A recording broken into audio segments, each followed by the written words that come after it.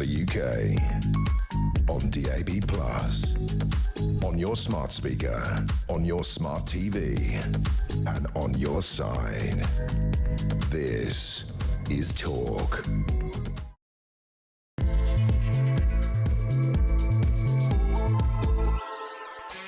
There you are. Good afternoon and welcome to Drive Time right here on Talk. I'm your host, Kevin O'Sullivan, and I'll be with you all the way to 7 o'clock. Stand by for 3 thrilling hours of news, views and topical debate. Get involved, get on the phone and call me on 0344 499 1000, or you can WhatsApp voice note me on the same number. And I promise to play your message out. That's 0344 499 1000. It is Thursday, March the 12th. Here's what's coming up. Keir Starmer has reached the in the name of God go stage of his disastrous premiership as the nation's utter contempt for his incompetence, lack of judgment and moral cowardice hits tipping point. If nothing else, as he ignored an avalanche of advice not to appoint convicted child sex abuser's friend Peter Mandelson to the top diplomatic role of Washington ambassador, why didn't the Prime Minister think of Jeffrey Epstein's victims? Unsurprisingly, the amoral Mandelson didn't give a hoot about them. But it is surely shocking that two-tier Keir did not either. 0344 499 1000. In other news, as the war in the Middle East continues, a British military base in Iraq has come under attack from Iranian drones. And less than a week into landing Iran's top gig, the new Ayatollah is reported to be in a coma and has lost one of his legs. Nevertheless, the Mad Mullahs carry on bombing the Gulf states and regime change seems like a long shot. Meanwhile, HMS Dragon is chugging its way to Cyprus and should be there within a week. Hooray for Starmer's broken Britain. 0344 499 1000. Also on today's show, the Lords vote to abolish the Thought Police's hated non-crime hate incidents. About time. The Home Office refuses to reveal how many asylum seeker families have taken up Shabama Mahmood's absurdly generous offer of £40,000 to leave Britain.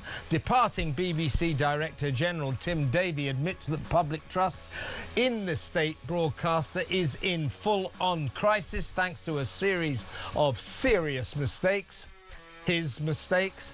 MPs demand urgent action on London's escalating rape gang scourge that Pipsqueak Mayor Sadiq Khan ignored. And Kinsey Schofield joins me later to look back on another week of manic Meghan madness. All that and so much more, so don't go anywhere. Stick with me right here, right now, on Talk, the home of free speech and common sense. Let's spend Thursday afternoon together.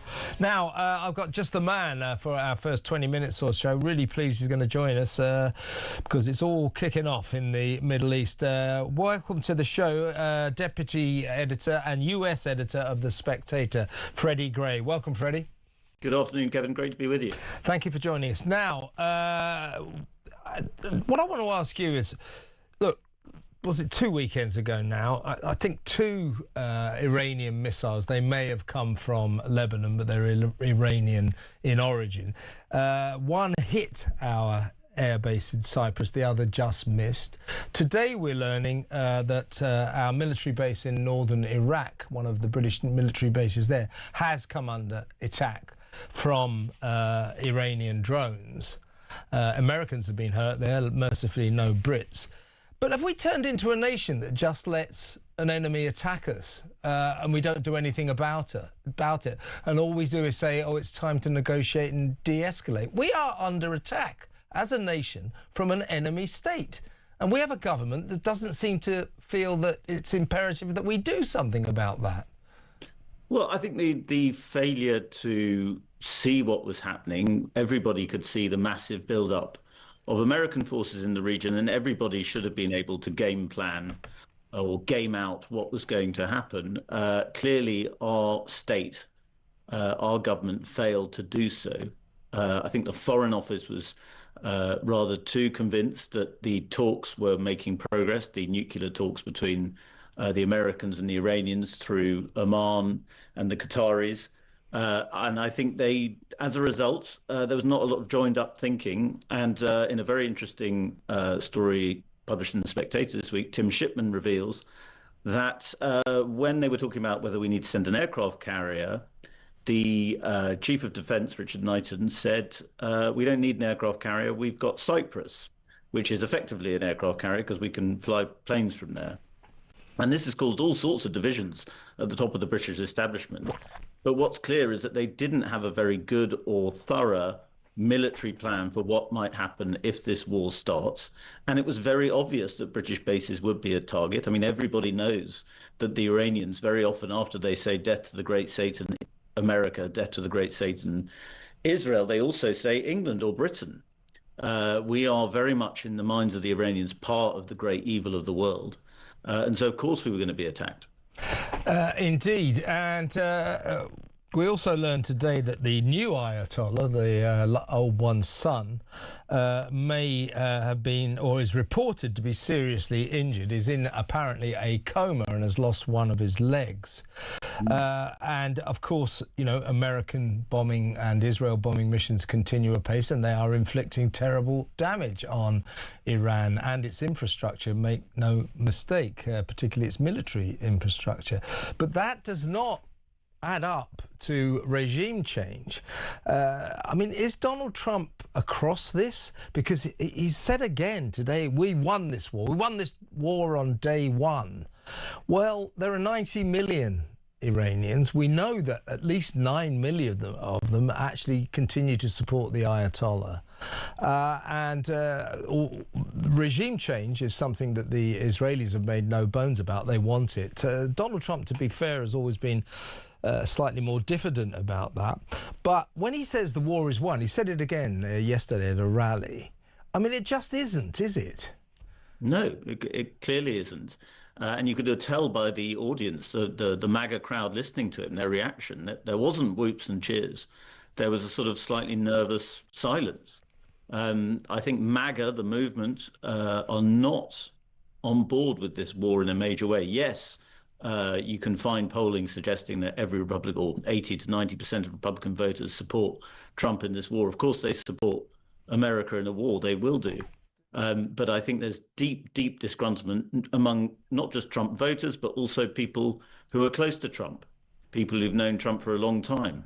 The vice president, J.D. Vance, he's publicly supported the war, but not very loudly or vociferously. You'll notice he hasn't been tweeting much in recent days. I think there is a really big fear at the very top of the Republican Party that this war could be a disaster for them in November's midterms.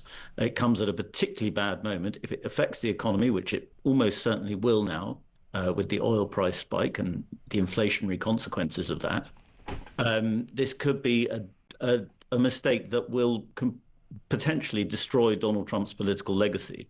And he will never admit that. But I think you can tell by the way he's sort of flapping around in his rhetoric, casting about for different reasons, potentially throwing his most trusted advisors under the bus. You know, he said, I knew that they were going to strike us because of what Steve Witkoff, his peace envoy, Jared, his son-in-law, Jared Kushner, and Marco Rubio, the Secretary of State, and perhaps the next president of the United States, told me. So he does seem to be flailing somewhat. And as you say, regime change it's not on the cards at the moment. I mean, the decapitation strike that worked so well, it seems, in Venezuela, has backfired catastrophically in this instance. Yeah, Trump, it seems, was under the delusion that he could do if necessary, he could do a Venezuela on Iran. So if he didn't get regime change, he could sort of get rid of the top man, put his own man in and say, hey, I'm running the show, like he did in Venezuela. Well, Iran is a very, very different proposition to Venezuela. He certainly will never be able to do that. And he does look like a guy who was miscalculated here. I mean, you know, I'm well known to be a bit of a fan of old Donald, but I'm not sure he's on the right track here. And of course, as you alluded to earlier, Freddie, he has alienated vast swathes of his MAGA support on this, because where is that? No foreign wars. We will America first. No foreign wars. this looks like a foreign war to me, doesn't it you? Well, it really does. And I mean, I read a piece for The Spectator about this week, and I've had quite a lot of response accusing me of Trump derangement syndrome, which is the opposite of what I've been accused of in the past. But I think it is quite clear that this war is not going according to plan, and perhaps there wasn't really a proper plan. There doesn't seem to be a plan about what to do with the Strait of Hormuz, which is this key choke point for the global economy. And every single military strategist for decades has been saying the problem with Iran is they can close down the Strait of Hormuz. And there doesn't seem to be a very clear plan for dealing with that problem. And with this, go back to the decapitation point.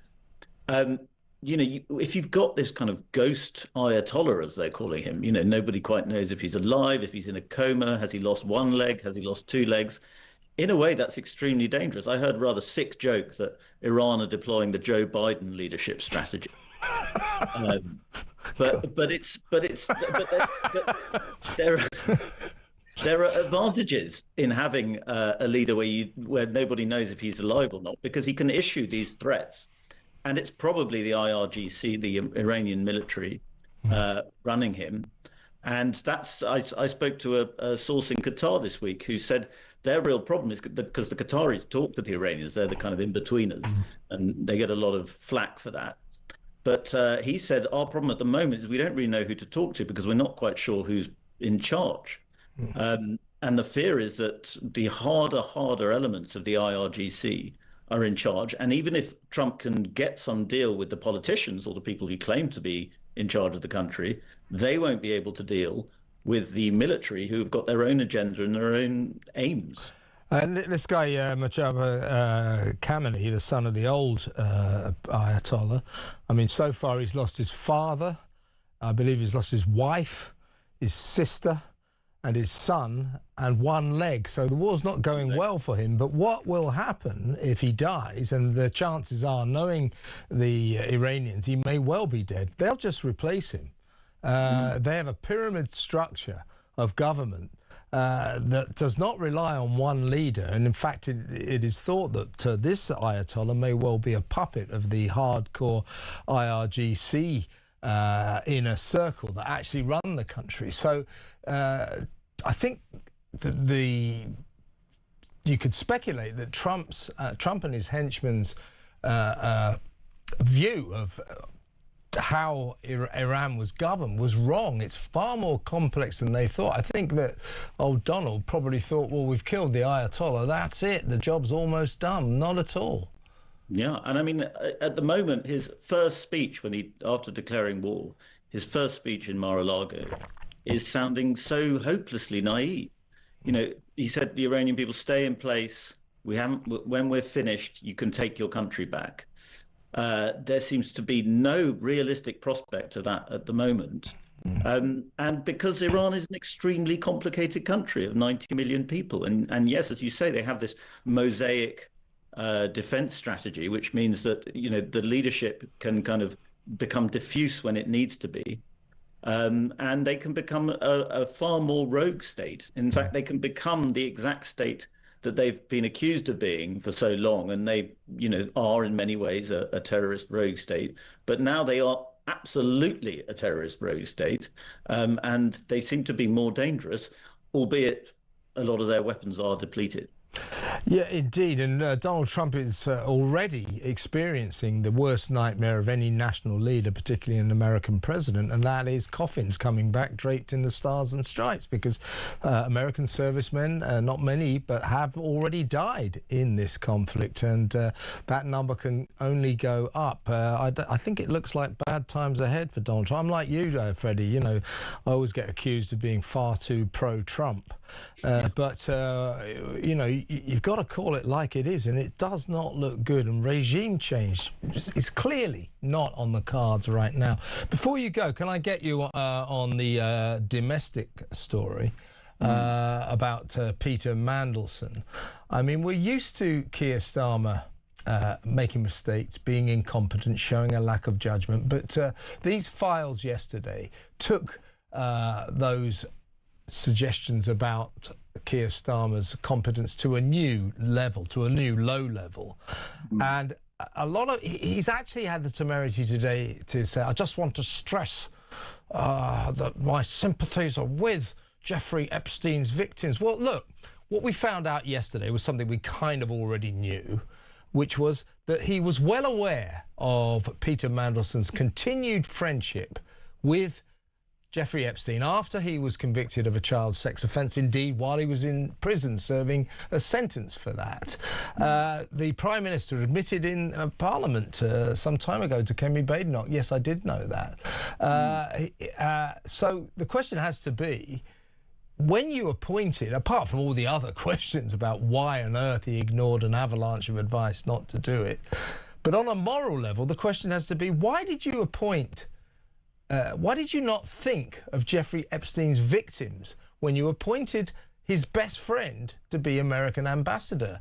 There's a moral question being asked of Keir Starmer today. Well, yes, and there's no really good answer for it. The only kind of, well, the best answer they can give is that it was thought that what you needed was somebody in Washington who was brilliant at sucking up to rich men. And everybody knows that Peter Mandelson is extremely good at that. And to a certain extent, Mandelson did have some successes at ingratiating himself in Trump world. We had the trade deal, which is now in all kind of in a very ambiguous state at the moment, the US-UK trade deal. But I think that turned out to be the winning argument. And I think it shows you the way Labour people think about Trump and America. They find him so disgusting that they thought, oh, well, we need to send Mandelson. Yes, of course, Mandelson's disgusting. Let's send him in there. And that seemed to be the logic at the time. That, or there is something more sinister to do with, Morgan McSweeney, who obviously is now out of the picture. Was he, how involved was he in the hiring of Mandelson? There are lots of conspiracy theories about that. I don't think I want to get into them here. But I think, it's very, very hard to understand why the clear picture of Mandelson's relationship with Epstein and his other various business problems, Chinese business interests and so on, why the deep vetting process that was supposed to happen, why that wasn't stopped very, very quickly.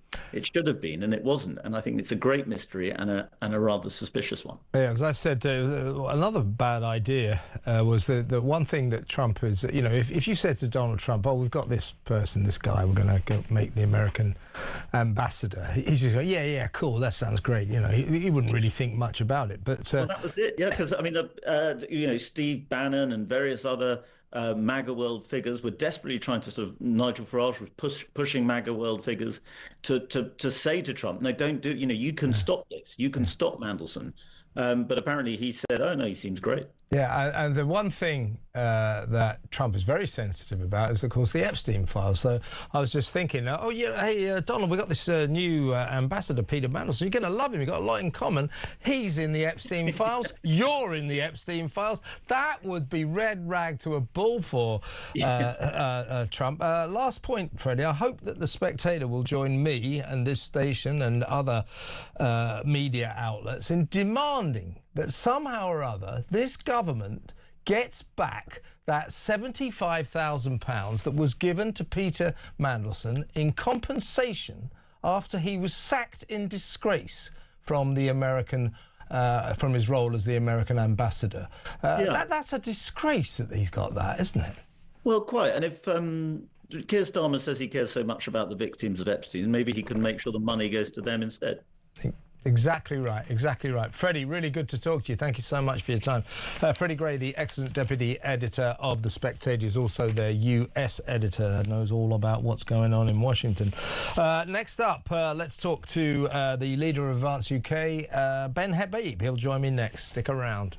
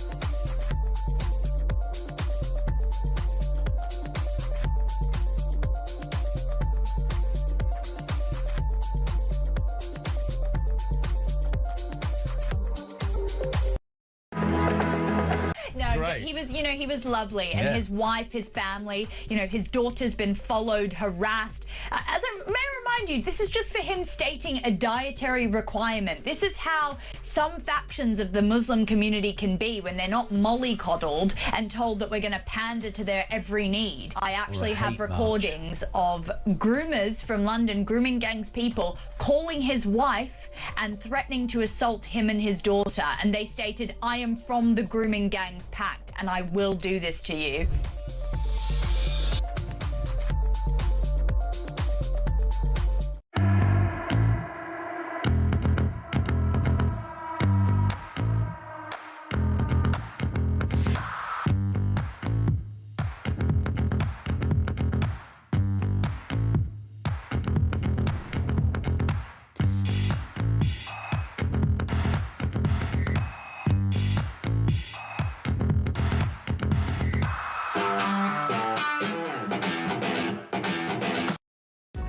Across the UK, on DAB+, on your smart speaker, on your smart TV, and on your side. This is Talk. Let's go straight over to the leader of the Advanced UK Party, Ben Habib. Welcome, Ben. Good afternoon, Kevin. Well, look, let me take you back to September 2025, last September. You will remember this, a magic moment in the House of Commons. I have confidence in him, and he's playing an important role in the UK-US relationship. That was, of course, Keir Starmer on Peter Mandelson, when Peter Mandelson was still disgracing us in Washington as our ambassador, despite his ongoing friendship with convicted paedophile Jeffrey Epstein. Here is Starmer today, adopting a very different tone. Let me start where I must start, which is to accept, as I do, that I made a mistake in appointing Peter Mandelson. And let me follow that up swiftly, as I've done before, but I need to do it again, with an apology to the victims of Epstein for appointing Peter Mandelson. It was my mistake, and I take responsibility in relation to it. The release of the information shows what was known. That led to further questions being asked. Unfortunately, because of the Metropolitan Police investigation, we can't release that information yet. But that doesn't take away from the fact that it was me that made the mistake, and it's me that makes the apology to the victims of Epstein, and I do that. Well, here's the point, Ben. And by the way, a bit awkward that, isn't it? Talking about a paedophile in a room full of little kids. Very inappropriate, it strikes me. But, it's all very well for him to say that. But we found out yesterday something that we actually already knew, because he had admitted it in the House of Commons before to Kemi Badenoch. And that was that when he appointed pedo's pal, Peter Mandelson, to be our ambassador to America in Washington, he knew full well that this loathsome little creep had carried on his friendship with convicted paedophile Jeffrey Epstein after he was sent to jail for that offence. He knew it. He knew it then. So he didn't seem to care about Epstein's victims at the point he gave pedo's pal Mandy the job, did he? Well, I think that's the takeaway point, that he was expressly warned that there would be reputational risk associated with the appointment because of the relationship that Mandelson had with Epstein. And it didn't seem to trouble him then. It only seems now to trouble him because he's been outed, because Mandelson was outed and the Prime Minister's got egg all over his face. He was given guidance, not just by the Cabinet Office, by other Foreign Office senior members of the Foreign Office, including Jonathan Powell, who's a very long-in-the-tooth advisor to the Labour Party, saying that this would be a mistake.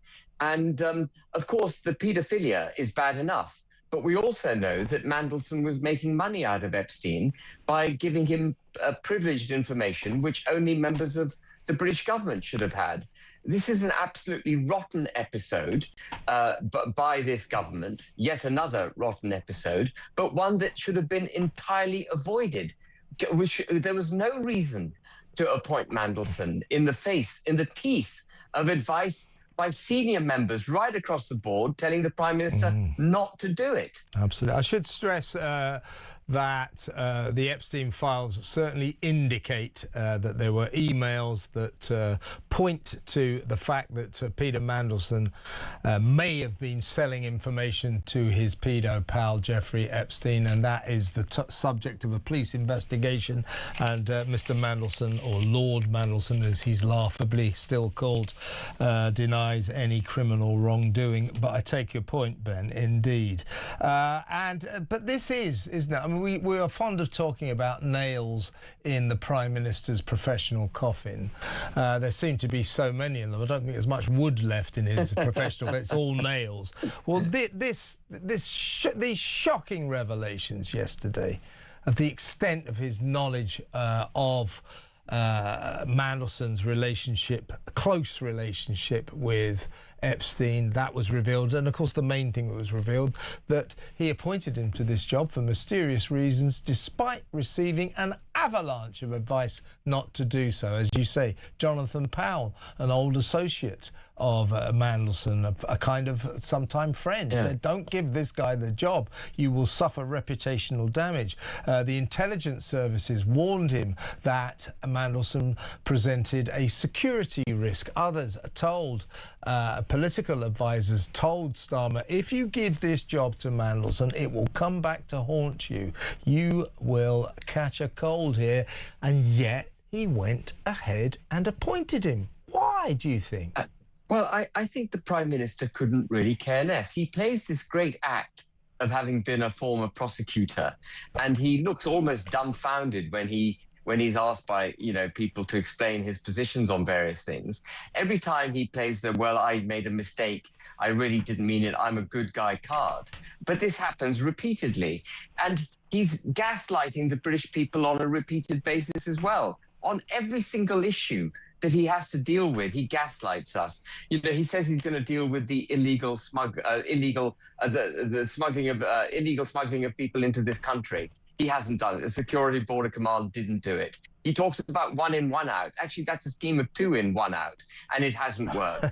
It's a scheme of 2 in, 1 out. Yeah. There's always one coming in. Yeah, but it's hardly any, though, is it? I mean, considering we had nearly 50,000 came across last year, we're talking about a couple of hundred, aren't we? It's ridiculous. A lie, isn't it? It's a lie. And then he talks about free speech in this country at the same time as introducing an anti-Muslimness, either called non-statutory guidance. That's another lie. He talks about reducing the burden of tax on business as they continue to increase taxation. He's just a serial liar. He's not this innocent prosecutor who has just sadly made a few mistakes. He is lying. In the teeth of advice not to appoint Mandelson, he appointed him. That means he doesn't care. He's gaslighting us when he says he made a mistake. Bollocks. Sorry, I can't say that on afternoon radio. Excuse me, a family show, Ben. I've got to apologise for that, but sorry. I think it might be le mot juste, as they say in France, exactly the right word. But people are sort of saying, well, did Mandelson have something on Starmer, or was it? Well, this is the other point. You and I have discussed this before as well. How deep does this go?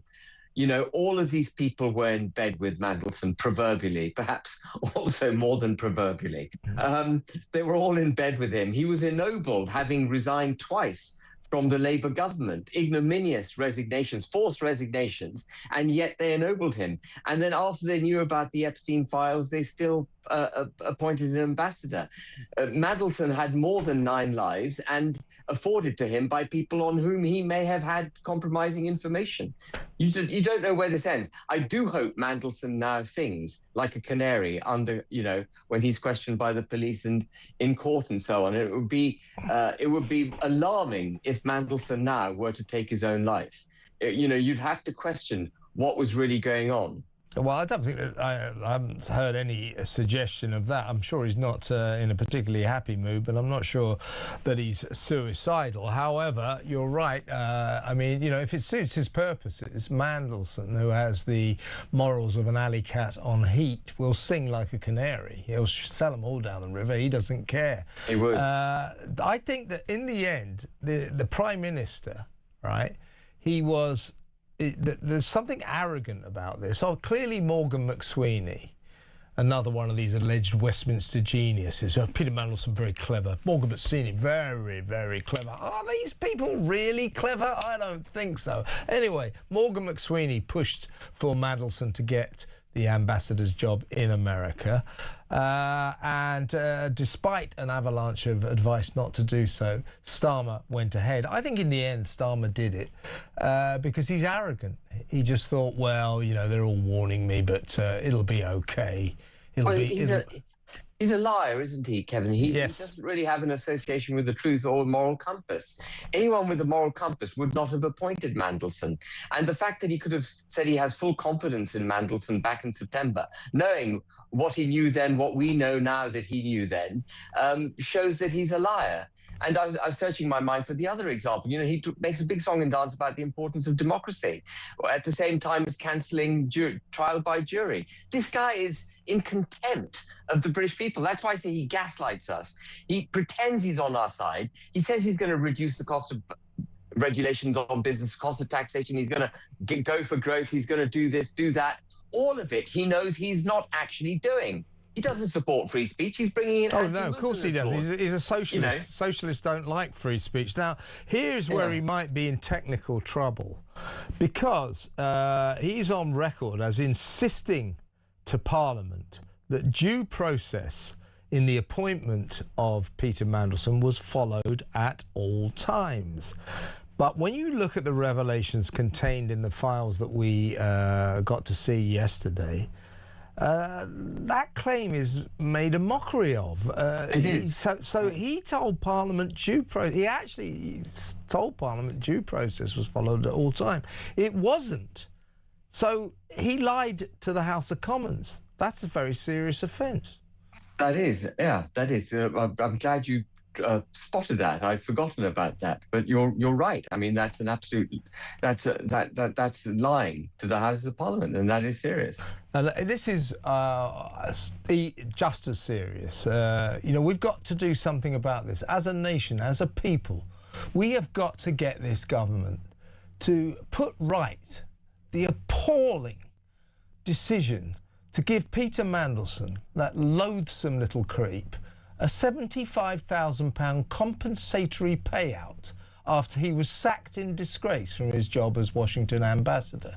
Now, this guy was, you know, he lied about his friendship with Jeffrey Epstein, lied and lied and lied, and therefore was actually offered the chance at that point to resign. You know, keep your dignity, resign. He refused because I think he smelt some money. So they sacked him in disgrace. He broke his contract quite clearly. We should have just said, you're sacked. He went on to demand £547,000 in compensation. And the civil service, and indeed our government, are triumphantly going around, hey, we negotiated him down to £75,000. That is absurd. An absolute scandal. That's taxpayers' money paid to a man who was who lied and was sacked in disgrace. We've got to get that money back. And most employment contracts will have a provision, I imagine yours does, Kevin, which says that if you bring your employer into disrepute, you will be sacked. Yeah. I think about that every day, by the way. No, but, you know, it's standard provision. So why wasn't it in Mandelson's Well, it would have been, contract? Ben. That is the point. And clearly, we understand that Mandelson said, well, if you don't give me a payout, I'll go to an industrial tribunal. And you won't like that because all the info that you don't will come out. Well, I had Ian Duncan Smith on yesterday. He said, if I was in charge, I'd have said, give it your best shot, because if you go to an industrial tribunal, trust me, it will be worse for you, Mandy, than it will for the government. We should have called his bluff. Absolutely outrageous. We demand that £75,000 back. We really do. Ben, I've got to go, but really good to talk to you as always. Ben Habib, leader of the Advance UK Party. Now, I'm very pleased to announce that when we come back, we're going to be joined by Baroness Claire Fox, who's been a leading light in the House of Lords in the campaign to axe these hated non-crime hate incidents, where the police mysteriously record incidents that aren't even crimes. No one knows why, but it's sinister, and the House of Lords struck a blow against that at last yesterday. So Baroness Claire Fox will join us after this break to discuss. Stay tuned.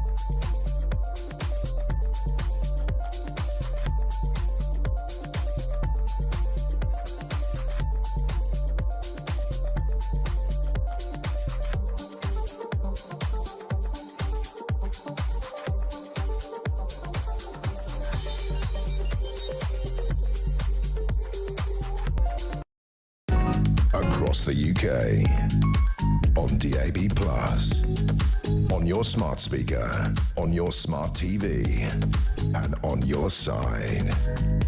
This is Talk. Welcome back. Well, let's go straight over to my next guest. Very pleased to welcome to the show Baroness Claire Fox. Hello, Claire. Hi, Kevin.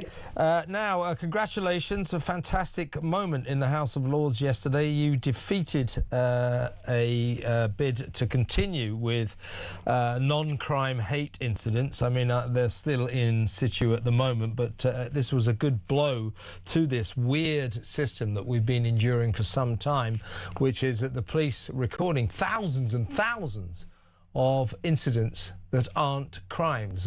Most of us saying, well, if it's not a crime, why are the police wasting their time with it?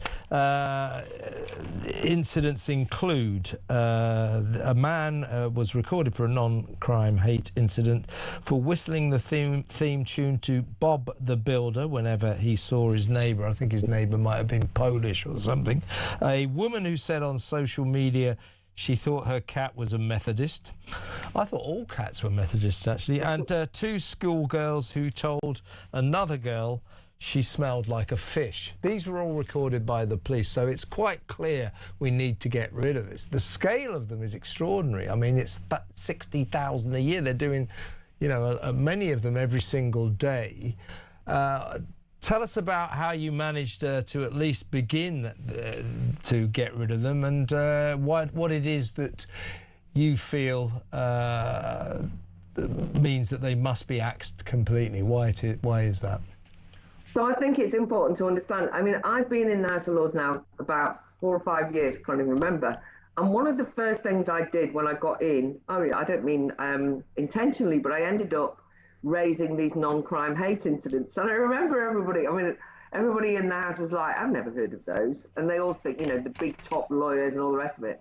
And so what I'm trying to say is it's been a long campaign to tell legislators about these non-crime hate incidents. And as you can imagine, and it continues today, if you take up or criticize anything with the word hate in it, the implication is that you're the kind of person who wants to be free to spew a load of bile about people, and that really that you're a bigot and hateful. So the good news is that we've chipped away, argued, and of course there's been huge grassroots campaigns, the gender critical feminists of course got involved, Alison Pearson, all of these well-known people threw their weight in behind it, and a free speech union and so on. And eventually, the College of Policing And in fact, the government, even the Labour government, have conceded, okay, they're a waste of time. Shabana Mahmood has basically said, we don't want people policing our tweets, we want them policing the streets. So we think, great. But then the wording of what they're doing is very ambivalent. And it means that although there won't be anything called non-crime hate incidents, it's based on guidance. So therefore, there could be a whole period of limbo in which the police could carry on. We know the more zealous EDI type police will. They wouldn't put into statute, i.e. into the law, that they should go. And also they won't remove the records of all the people who've falsely been written down as hate criminals for a non-hate crime on the police database, which obviously it's terrible to have that against your name. So we had this fight around an amendment that Toby Young from the Free Speech Union was moving, and a group of us were behind and way into the night argued about. And to our surprise, we won the vote yesterday. And were Labour lords, I believe the Lib Dem lords, seem to think that these non-crime hate incidents are a wonderful thing. They keep... It's so incredible, isn't it? Liberal Democrats are neither liberal nor democratic when it comes to free speech issues so often.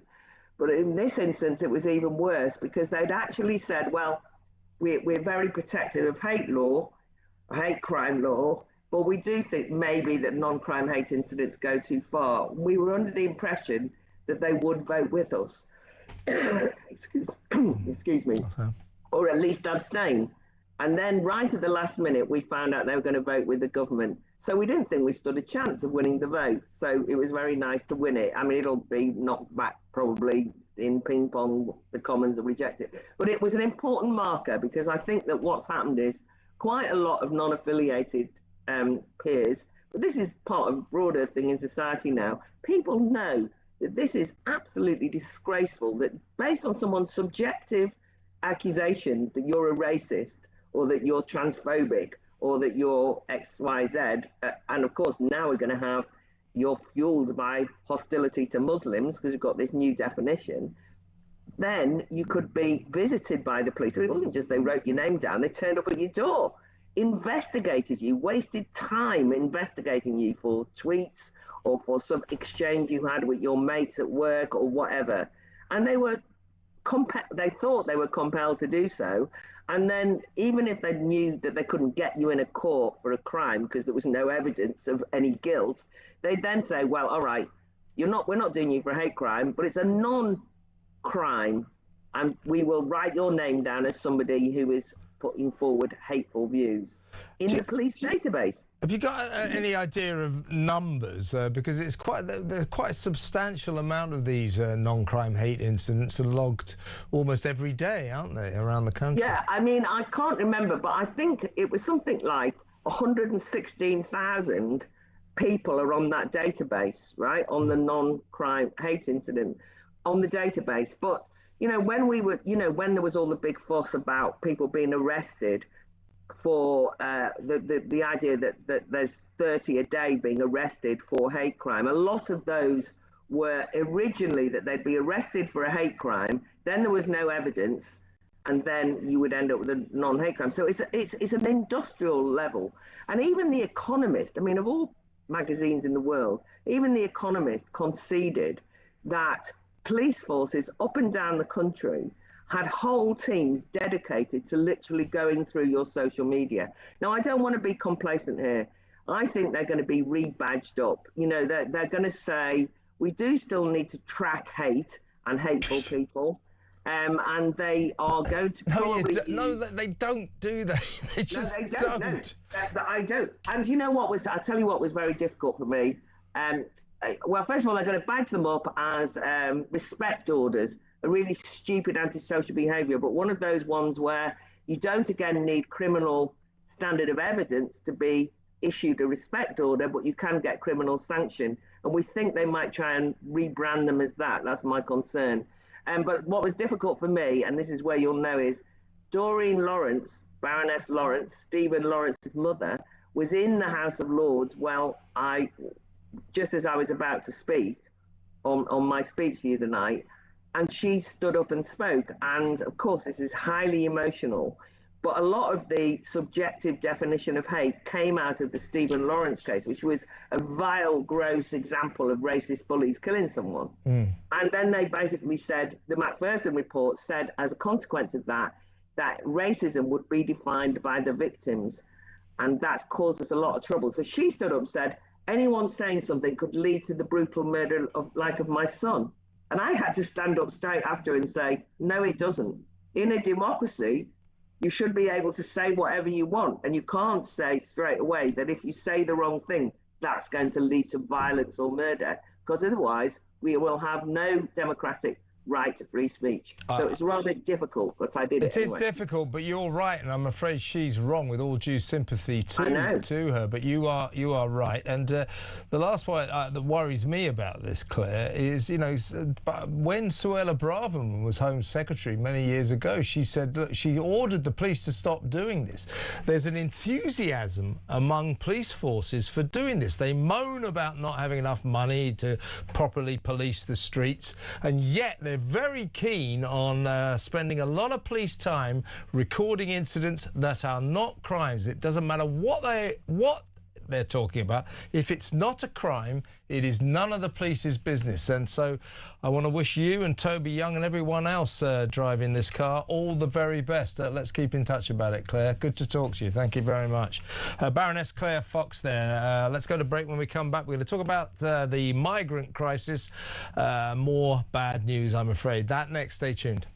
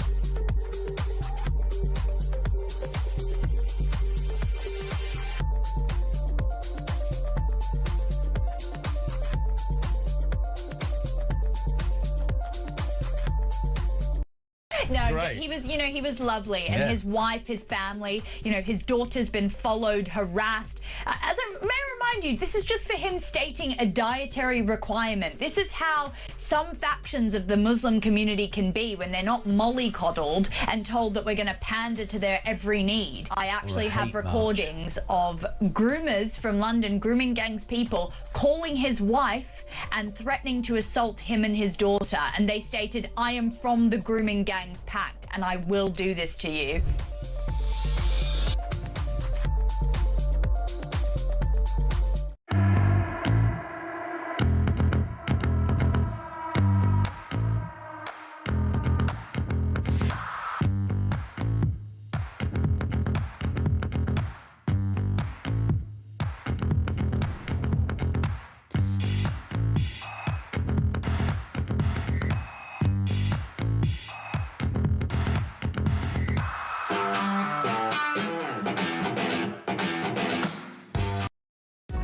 Across the UK, on DAB+, on your smart speaker, on your smart TV, and on your side. This is Talk. Welcome back. Let's go over to the Research Director at the Centre for Migration Control, Robert Bates. Welcome, Robert. Another conversation about the migrant crisis. The backdrop to this should be that 816 illegal migrants came across the channel unlawfully last week until Saturday, and then on Sunday a mere 75 came across, and on Monday 309. So, and still they come and they come and they come because we're offering no deterrence. There's a new enticement now. If you manage to get here with your family and you're turned down for asylum, the government might, the government's offering you £40,000 if you've got enough kids to leave the country. £10,000 a head for up to 4 people. Apparently the Home Office has told 150 of these lucky families they're entitled to apply for the cash, but today we learn that the Home Office won't tell us how many have actually taken Shabana Mahmood up on her absurdly generous offer. Why? These people are here, they've had their asylum turned down, they're here illegally. Why can't we just kick them out of the country? Why have we got to offer them £40,000? Well, someone that tries to get a lot of data out of the Home Office, I imagine the reason why they're not telling us how many people have taken them up on that offer is because they've probably lost track of it or haven't bothered to keep amends of this, because it's public money they're throwing around. Why do they need to account for it? And I think actually that really gets to the heart of this whole plan, which is effectively we don't really know what we're doing here. What can we do? Oh, we've got a big pile of money here. Let's throw this at the problem and hope it works. Of course it won't work. And if anything, it will act as a huge pull factor, and we'll see individuals making this crossing with children that they can get their hands of as well, not necessarily even their own children. And it will actually provide another route for individuals looking to be canny and get past any attempt that this government offers of stopping illegal migrants. And I'm going to use the fact they've got a child as a way to get a big payday. It's the exact opposite of what we need, which is a strong deterrent. Yeah, it's an enticement. I mean, this will actually encourage a different kind of migrant. The word will go round, hey, if you can get in a small boat with a couple of kids, apply for asylum, fail, and you might get 40,000 quid. It's unbelievable. Just to reiterate, folks, get this through your heads, because I had a lot of trouble getting my head around it, because it doesn't make any sense at all. These are people who've come to this country illegally, and in the manner of these things, they apply for asylum to be able to stay. Their applications have been refused. They are not allowed to stay. They are failed asylum seekers. So we tell them, no, you can't stay. And Shabana Mahmood thinks it's a good system. Say, sorry, we turned down your asylum. Here's £40,000 to go home, to leave the country. No, once you've turned them down, kick them out. I mean, why is she offering so much taxpayers' money to people who've been refused leave to remain? It's ridiculous.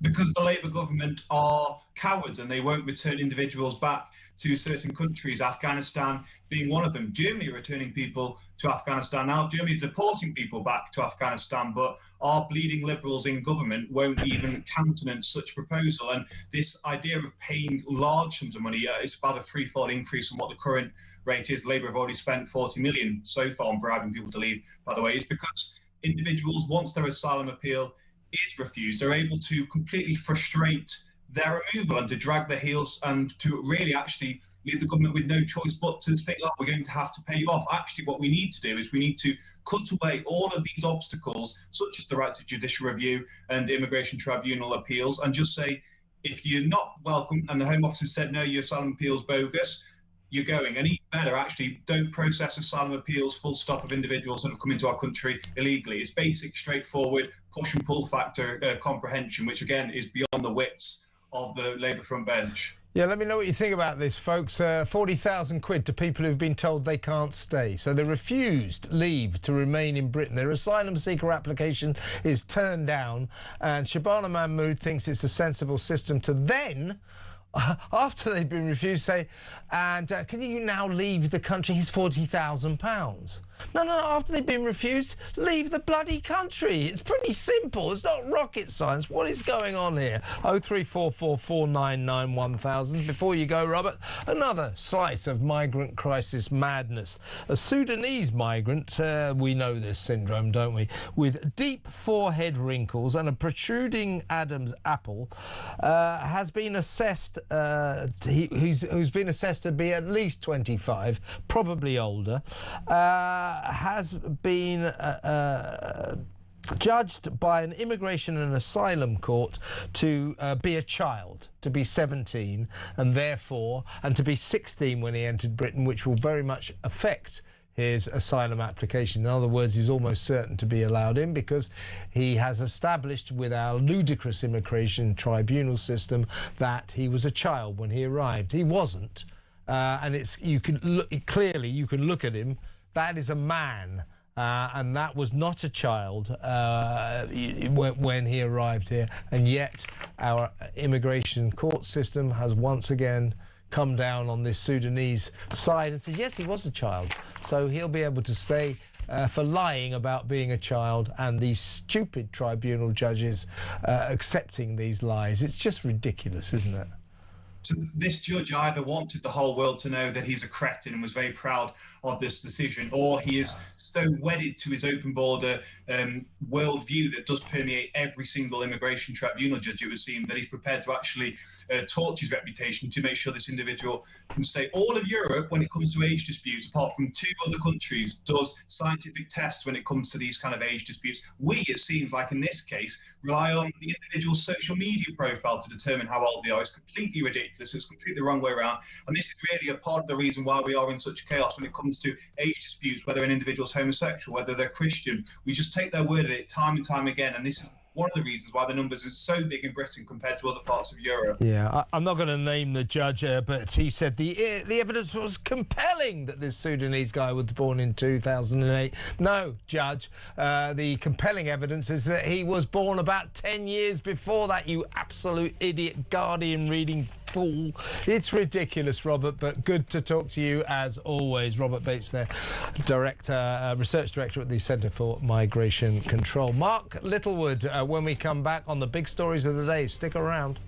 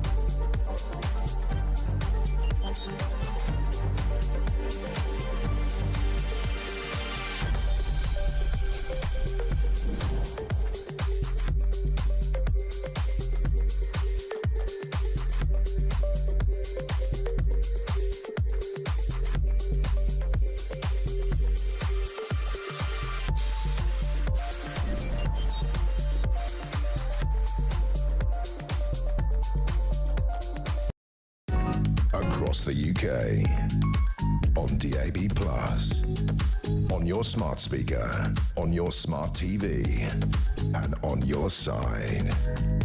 This is Talk.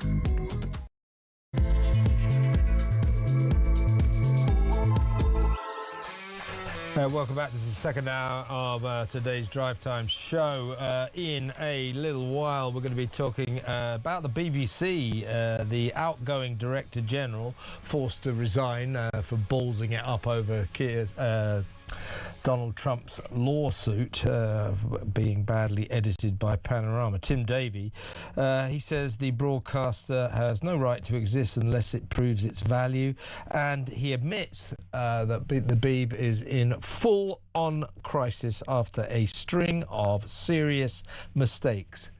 His mistakes. We'll talk about that in a little while. Now, first up, though, I'm reluctant to introduce my next guest, the Director of Popular Conservatism, Mark Littlewood, but I've only allowed him onto the show on the basis that he doesn't talk about the FA Cup and what happened to Craven Cottage at the weekend. So, is that a deal? That's a deal. I can see you're still smarting, Kevin. Yeah. I'm afraid, ladies and gentlemen, Mr. Littlewood is a Southampton fan and they beat my team at home on Sunday. Great stuff. Well, congratulations, he said, through gritted teeth. You like movies, don't you, Mark? Have a look at this. This is a new video. The White House is pumping out these wartime videos, these propaganda videos. Have a look at the latest.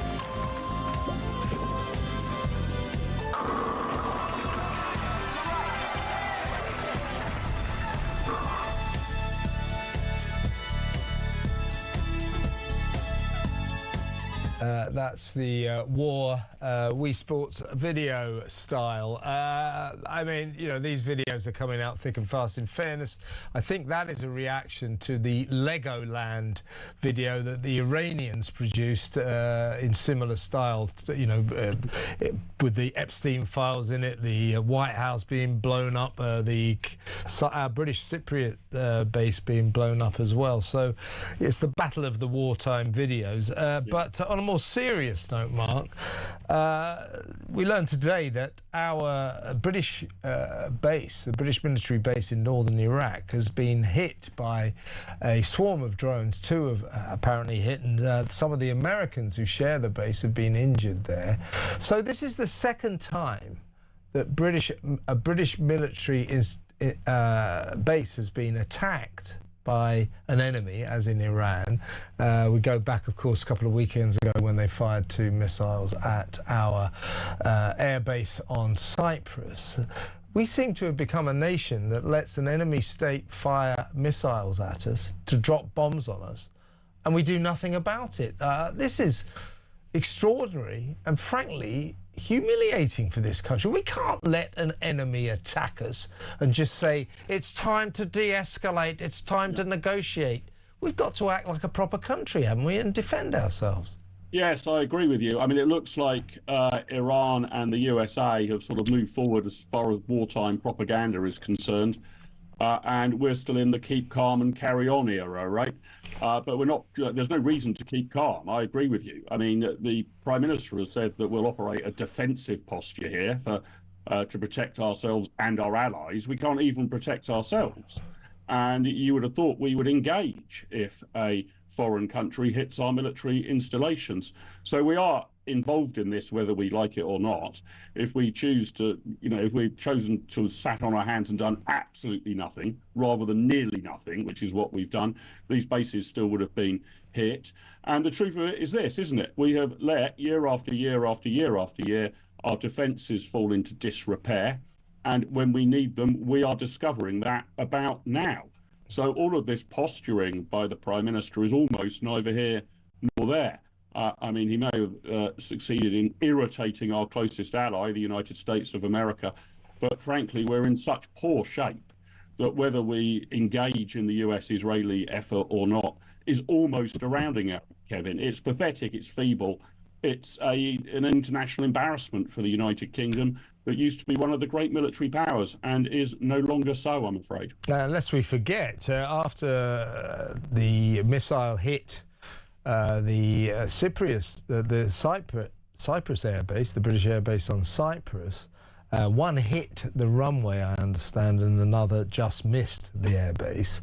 That was 2 Sundays ago, I do believe, and the Defence Secretary, John Healey, went onto television and said, oh, no, they weren't aiming at us.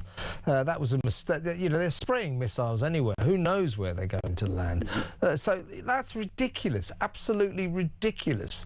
They were firing at us, and now they've done it again, and we seem to have, once this proud military nation, Britannia rules the waves and all that, we seem to have been reduced to a country that allows an enemy to attack us with weapons, militarily attack us, and we do nothing about it except to send latterly one warship from Portsmouth 8 days late, the HMS Dragon, which is chugging towards Cyprus as we speak and won't arrive at least for another 5 or 6 days. It's a humiliation. This government did not prepare for this, and they are looking more pathetic by the day, I would suggest. Yeah, and I mean, to give you another indication of how ludicrously pathetic things are, Kevin, even if you put away the complete inability to prepare and get ready for this, and it was obviously on the radar, right? The exact timing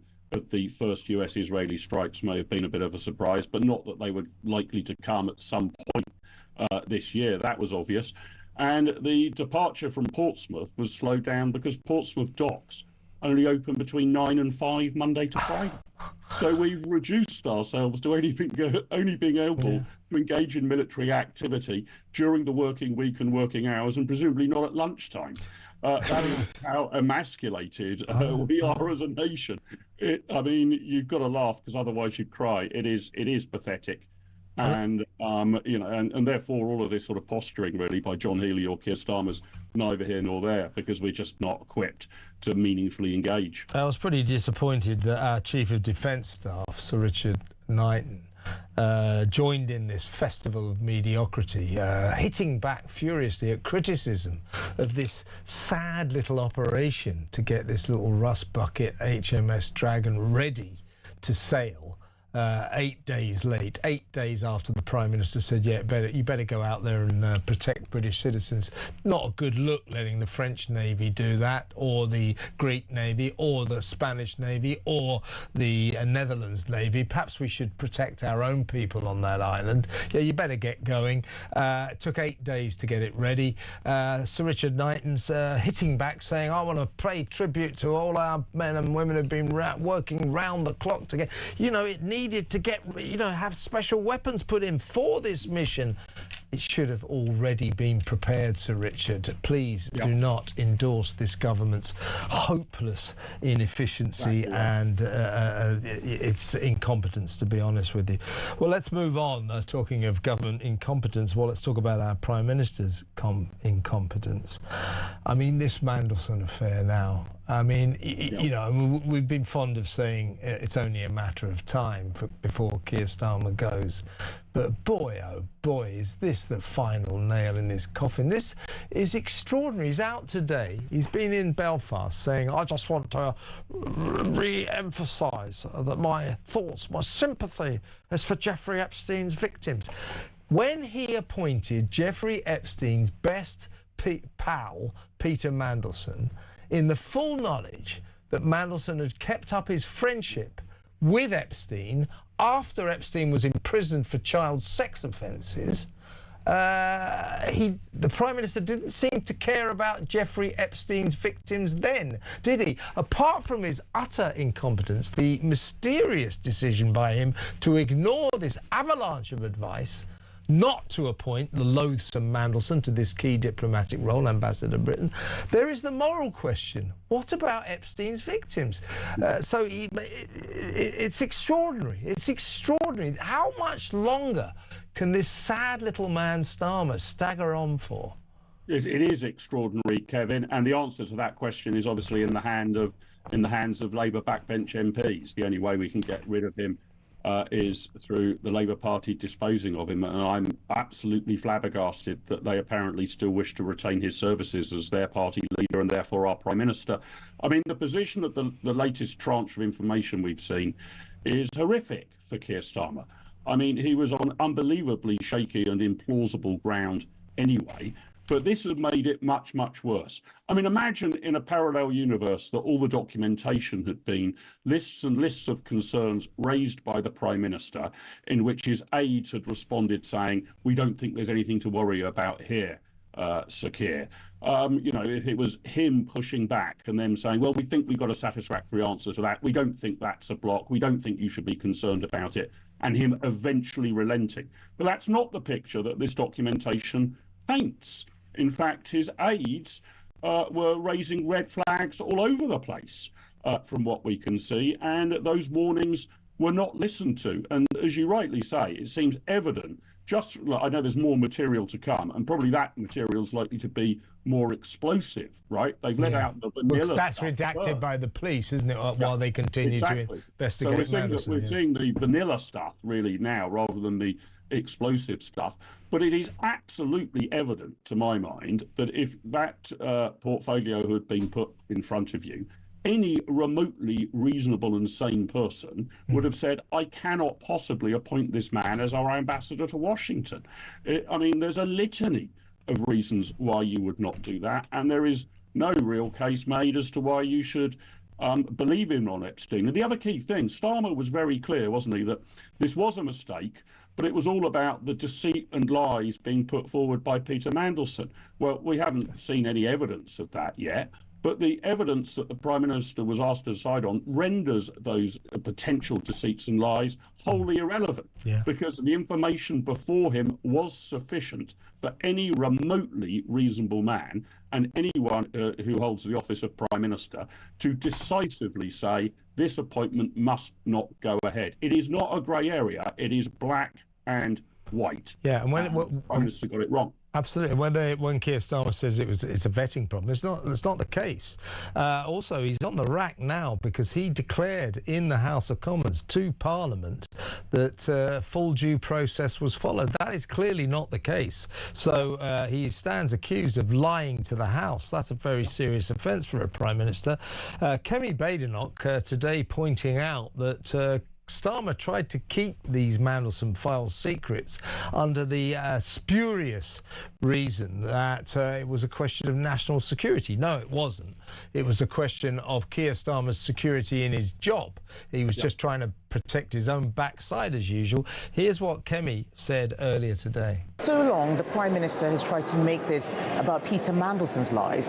What this shows is that it is Keir Starmer himself who has lied repeatedly since the very start to the whole country about what he knew, when and how. And these files have exposed the fact that the Prime Minister has not been honest with the country or with the Commons about the extent to which he knew about this relationship.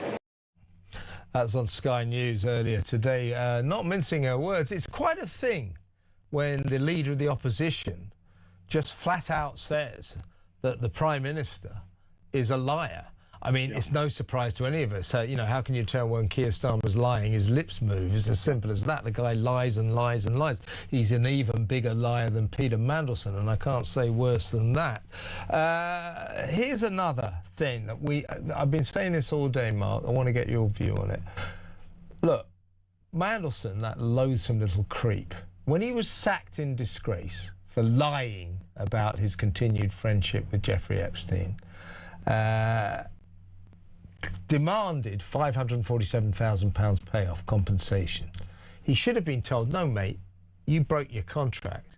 Get out of there, pack your bags, get out.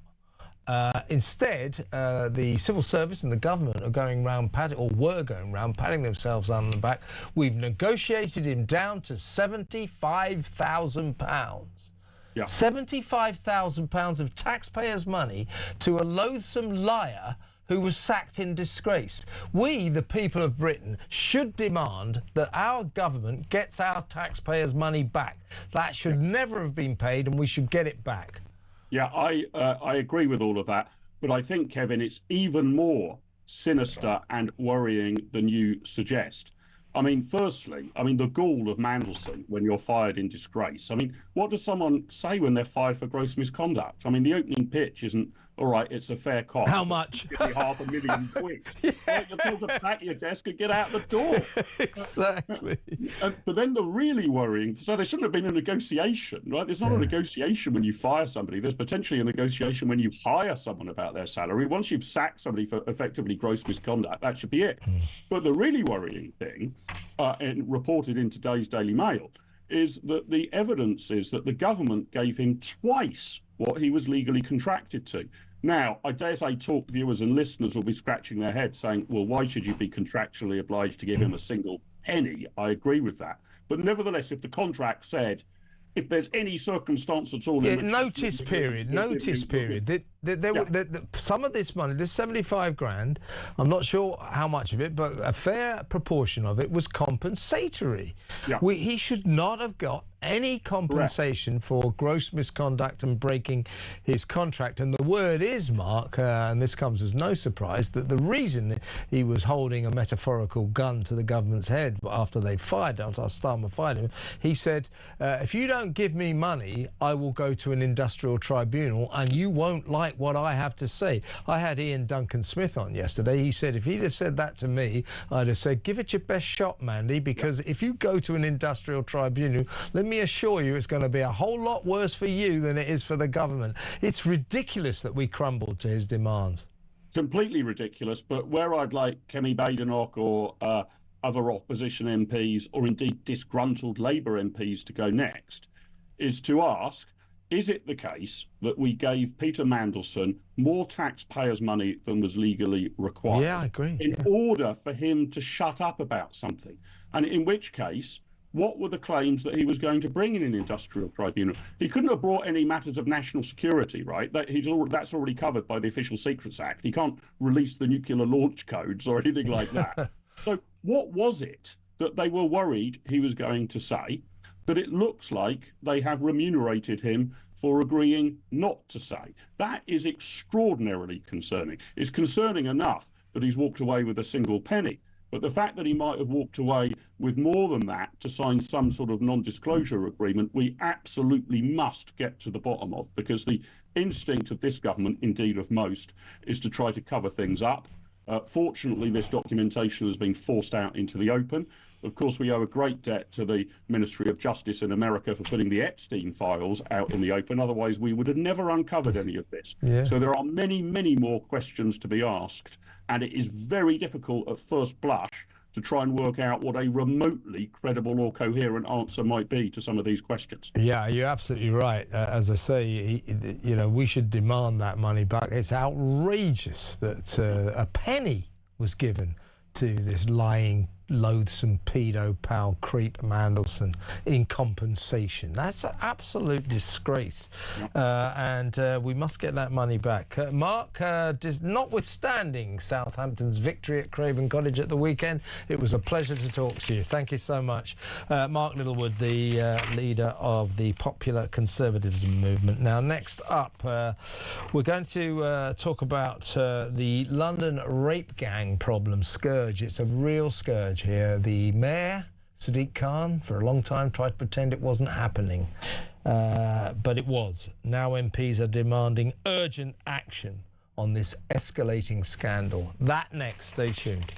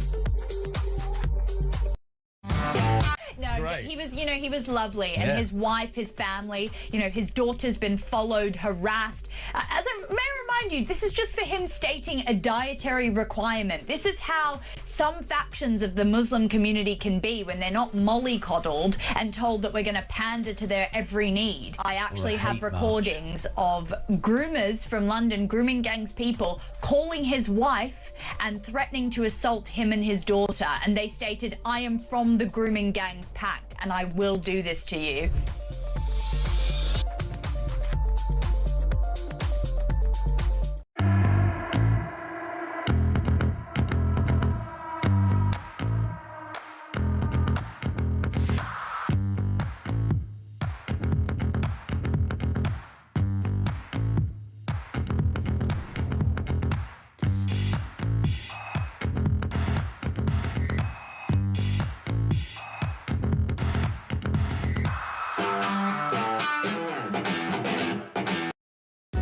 Across the UK, on DAB+, on your smart speaker, on your smart TV, and on your side.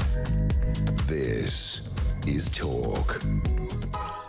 Why the hell did this government, Keir Starmer, give Peter Mandelson £75,000 compensation after he was sacked in disgrace from his job as the ambassador in Washington? Why?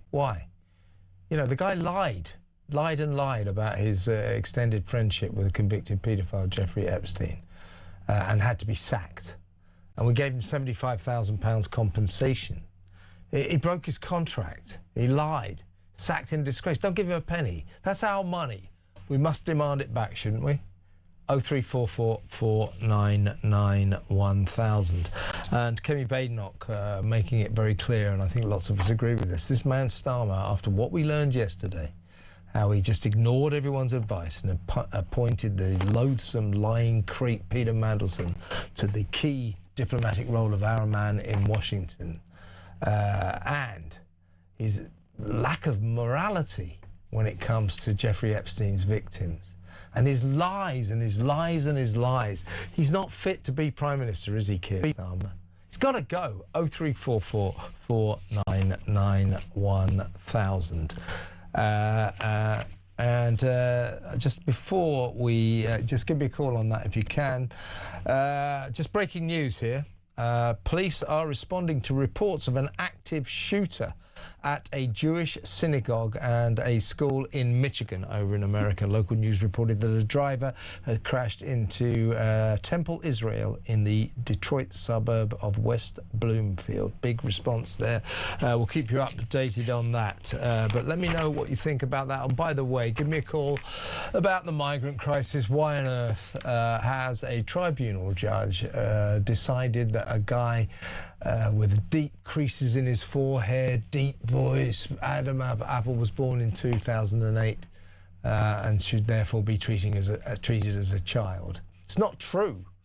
Why has that tribunal, that immigration judge, decided that? Why do they keep doing this? 0344 499 1000. By the way, hundreds of migrants still crossing the channel. No deterrence from this Labour government. What is going on? 0344 499 1000. How would you solve the crisis? Let me know. Right, let's go over to my next guest. She is the CEO of Freedom from Abuse, Marilyn Hawes. Welcome, Marilyn. Hello, Kevin. Good to have you on the show. Now, the London grooming gang scandal, of course, for a long, long time, we had that little pipsqueak mayor, what's his name? Oh, God. Sadiq Khan, who laughably refers to himself now as Sir Sadiq Khan. Sir, I mean, he's another lying little snake, isn't he? Agreed. Now, just like Starmer, they are all so corrupt. They all lie. Well, he lied because he kept, or it certainly he was economical with the truth, because he kept pretending that although the rape gang scandal was indeed unfolding all over the country, don't forget, This went on for years. That carries on to this day, and it's happening in London as we speak.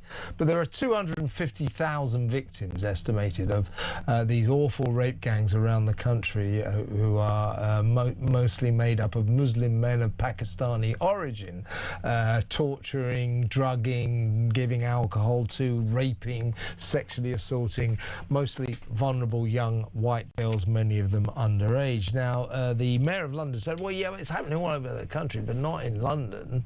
Well, of course it was, and it still is. And the lethargy being shown in the capital city has caused alarm among Conservative MPs and London Assembly members, who are demanding urgent action from the Home Secretary Shabana Mahmood and the Mayor of London Sadiq Khan on the escalating grooming gang problem in London. It's just going on at the moment, Marilyn, and nothing is being done, thanks largely, I would suggest, to the Mayor, who tried so long to act as if it wasn't happening. Absolute disgrace. Well, he's economic with the truth. He's economic with his eyesight. He's economic with everything, isn't he? He's a nasty, slimy little snake. I'm sorry, I can't stand the man. And I'm sorry, he's also Muslim. Don't hold back. Say what you think, Marilyn. I'm not going to hold back. I can tell that. Kev, how long have you known me? Come on. You know full well I'm going to blast it. This man needs his ass kicked out of government, out of the country. He's an utter disgrace. He is complicit with these children, underage kids, being raped and trafficked. Why would he think it wasn't in London? Because he's seen it, he knows it, so therefore he's complicit in it, so therefore he's third party to it, so therefore he needs to be charged. He is not fit to be mayor. He's a friend of Starmer, who's not fit to be prime minister. They are an absolute bunch of shysters. And I have known for years, in your right mind, grooming gangs traffic. Yeah. Well, hang on a minute. Oh, let me think. How many main train line stations are in London? Oh, there's the thing. How many tube stations are there? Oh, let me think. So trafficking means putting kids on a train, on a bus, in a car. It's absolutely dead easy to traffic them around the country from London. The mayor knew this. He's not fit for purpose. Honestly, I could really... Only you, Marilyn, could force my producer Jodie to just whisper in my ear, you must state that we do not condone Sadiq Khan getting his arse kicked. That's actually, I was trying to be serious there. No, look, this is a very serious topic. Now, I'm annoyed. But the lethargy, I can tell that. The lethargy being shown in London by Sadiq Khan and his henchmen is also reflected in the lethargy about the national public inquiry into the rape gang scandal that the Prime Minister Keir Starmer was dragged kicking and screaming into announcing back in last June. I think it was about June the 5th. When is it going to happen? He will try ever so hard not to, and I say thank you, Rupert Lowe, for raising 600 grand, and the bit that he's done has absolutely shown the horror of this. There was something I saw the other day about, I know that the youngsters in Wales who are now adults are really worried that they won't be part of this if it ever goes forward, this inquiry. There was one girl who was trafficked from Wales to Telford and Liverpool, and she was raped by 1,000 men over that time. How can you call these girls survivors? How can they possibly survive? They may be alive, but what's that done to their lives? As in all the people that have been trafficked and groomed and abused around London. I mean, I'm not being funny. How many takeouts are there? How many Pakistani Muslim men run corner shops?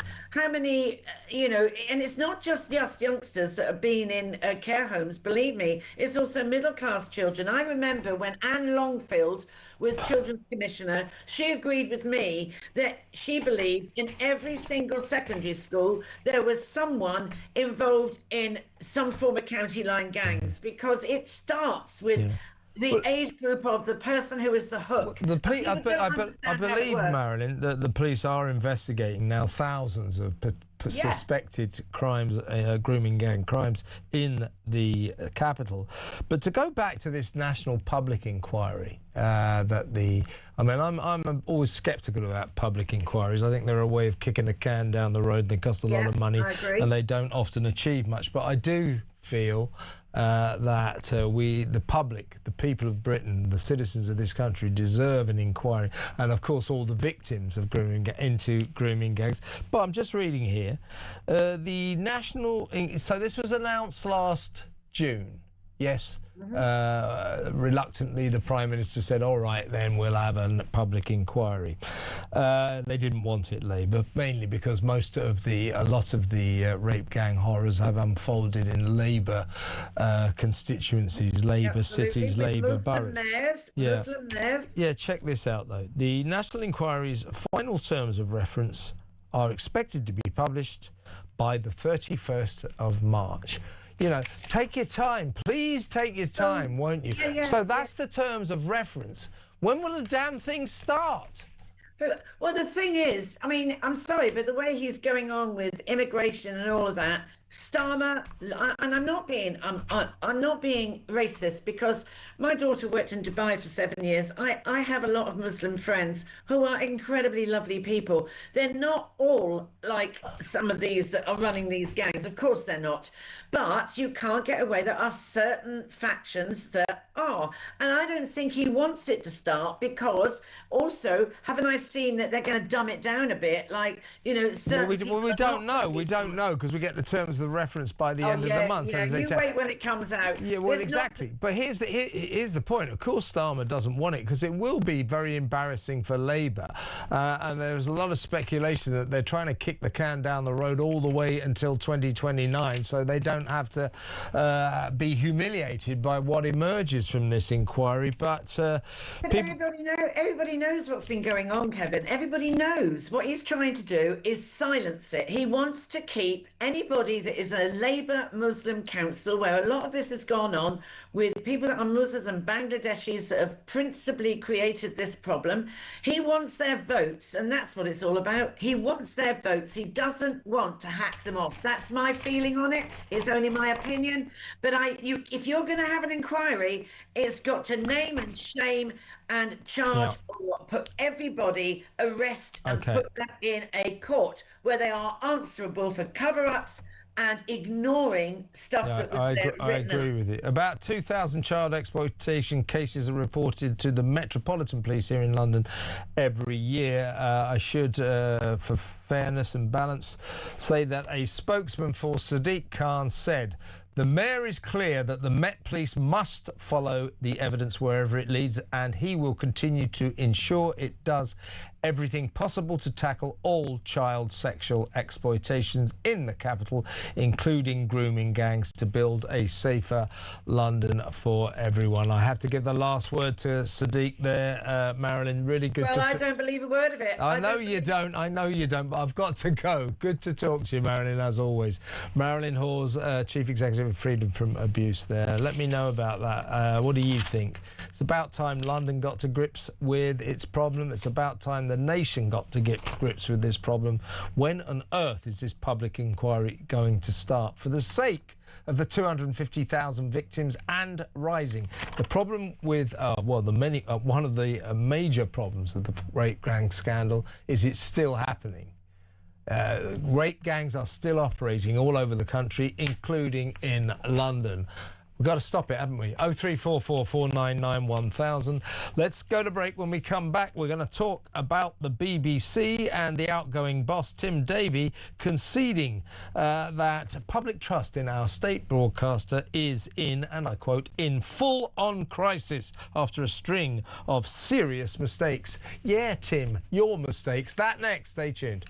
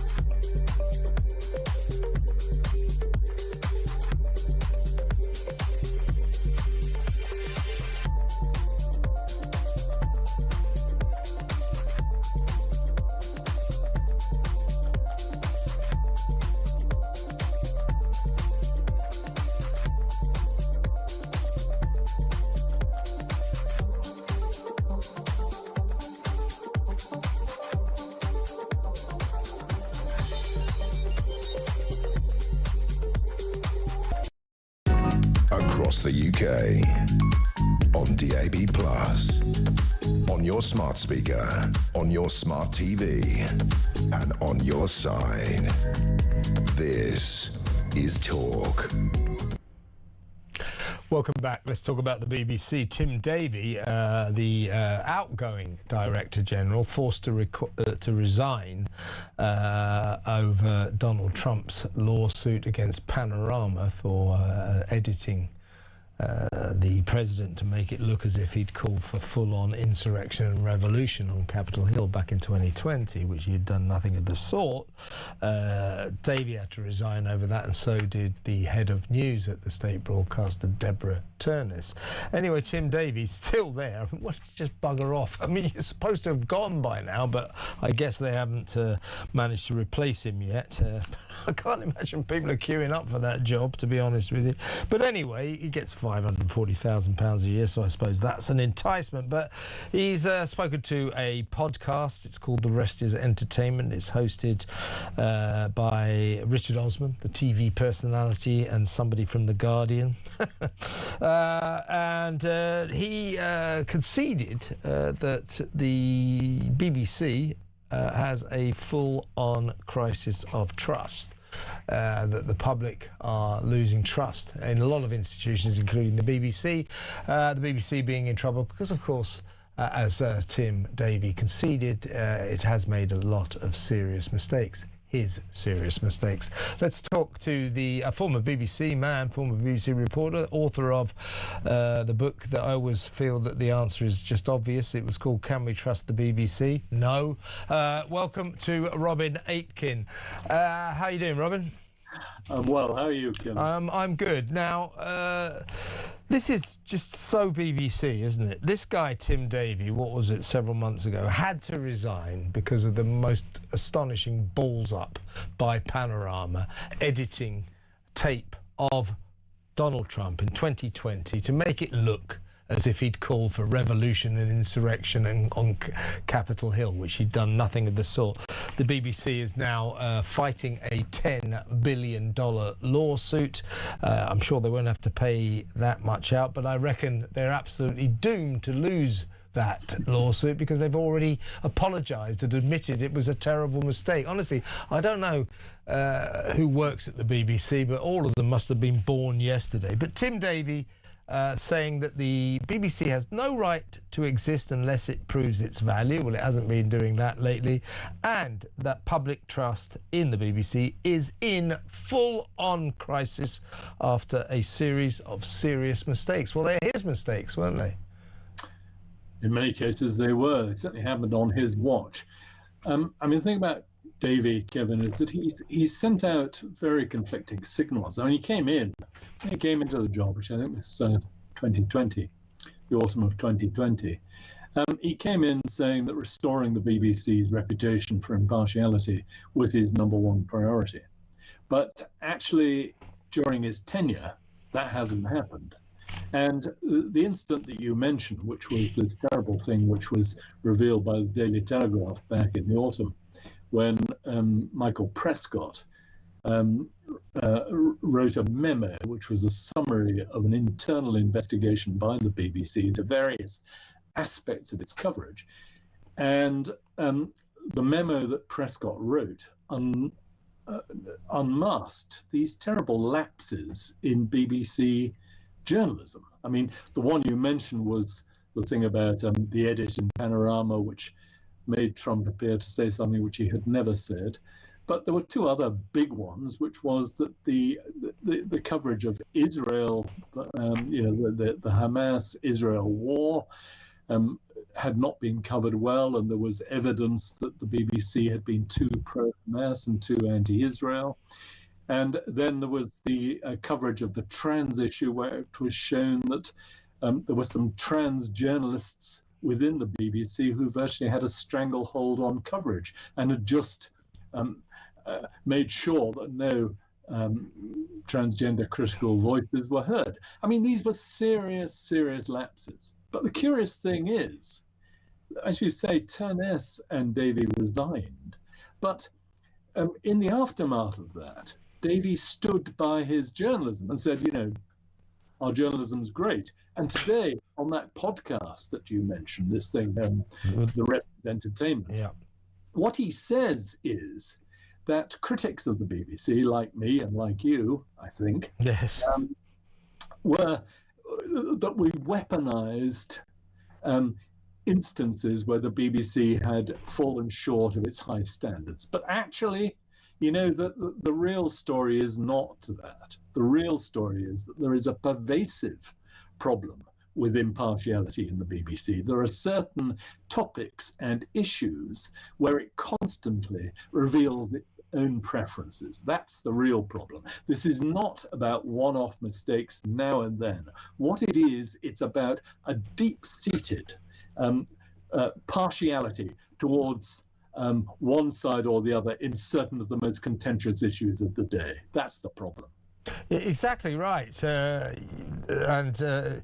know, not so long ago, an independent investigation into the BBC's coverage of the Gaza conflict, you know, exposed or listed more than 1,500 incidents of clear bias against Israel, pro-Palestine.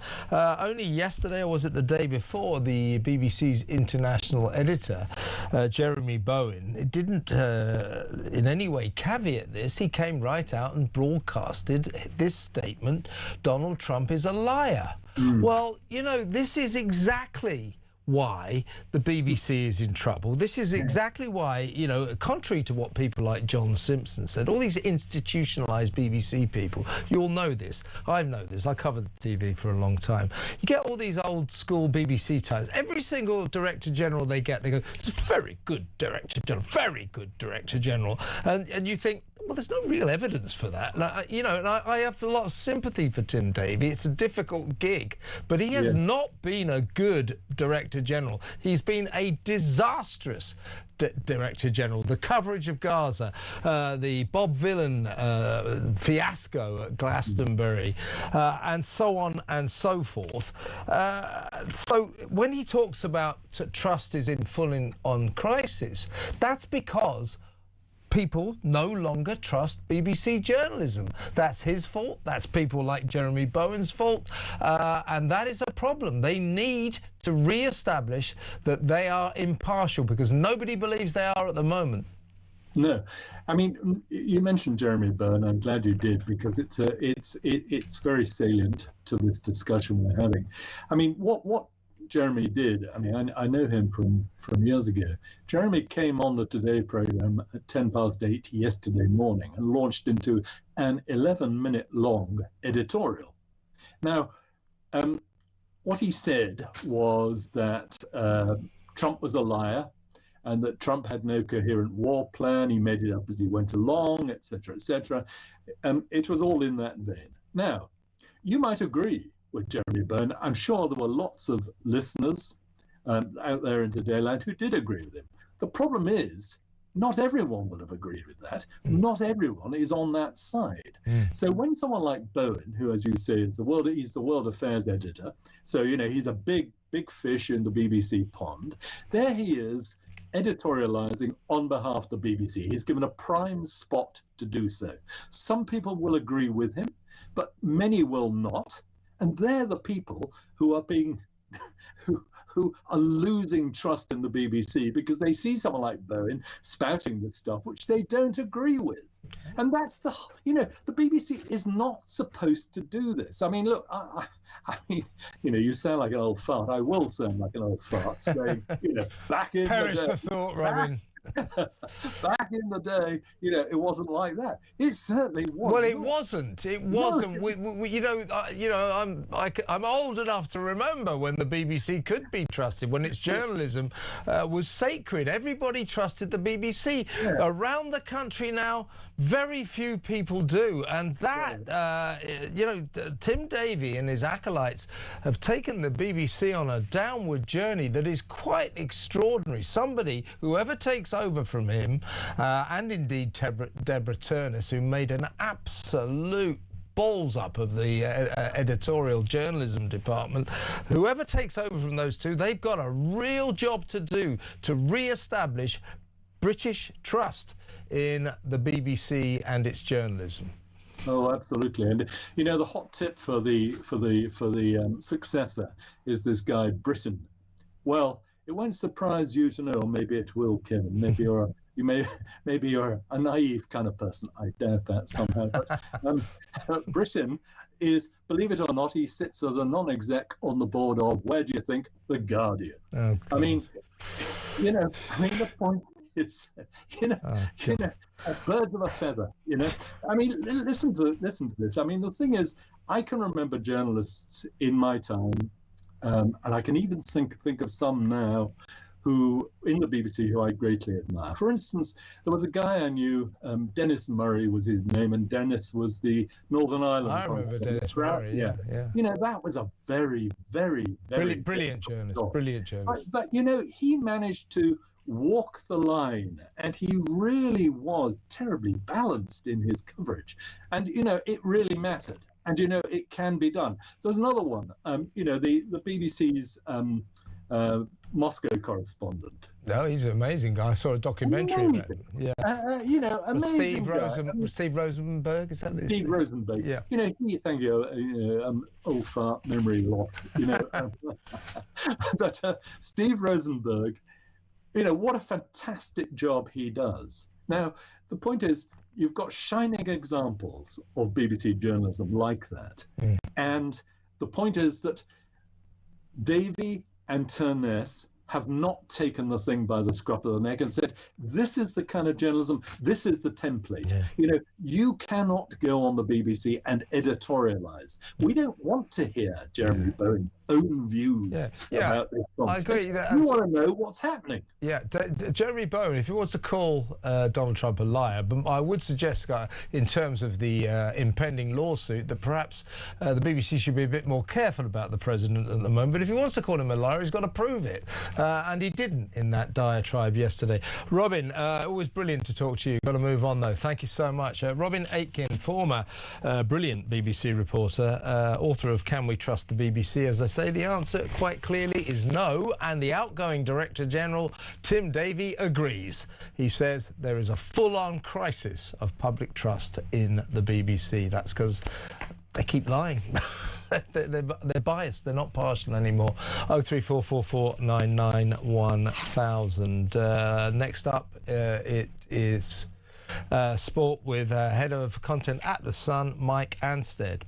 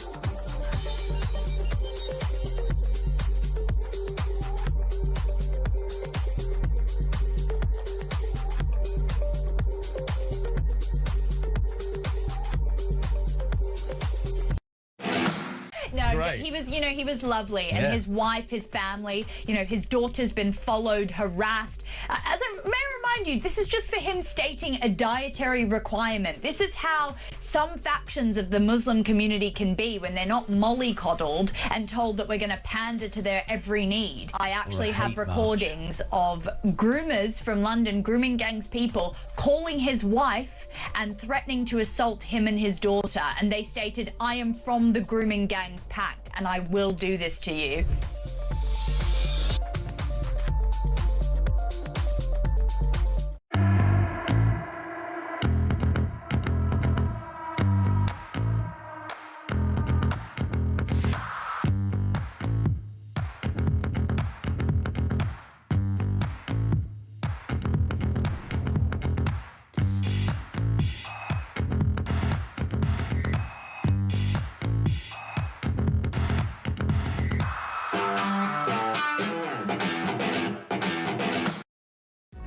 Across the UK, on DAB+, on your smart speaker, on your smart TV, and on your side. This is Talk. Welcome back. We're going to go live after the 5 o'clock news, 6 o'clock news, over to Michigan, where a suspected shooter at a Jewish synagogue has been captured now. I'm just looking at pictures. The synagogue seems to be on fire. We wouldn't normally bother with a shooting in America because, unfortunately, sadly, they're two a penny, but there seems to be an anti-Semitic element to this, so I think it is of interest. So we will go over to Michigan after the 6 o'clock news. Just got time to squeeze in the sport with Mike Anstead, sport head of content at The Sun. I think he's the only Sun sports journalist who's not at Cheltenham races today. Congratulations on that.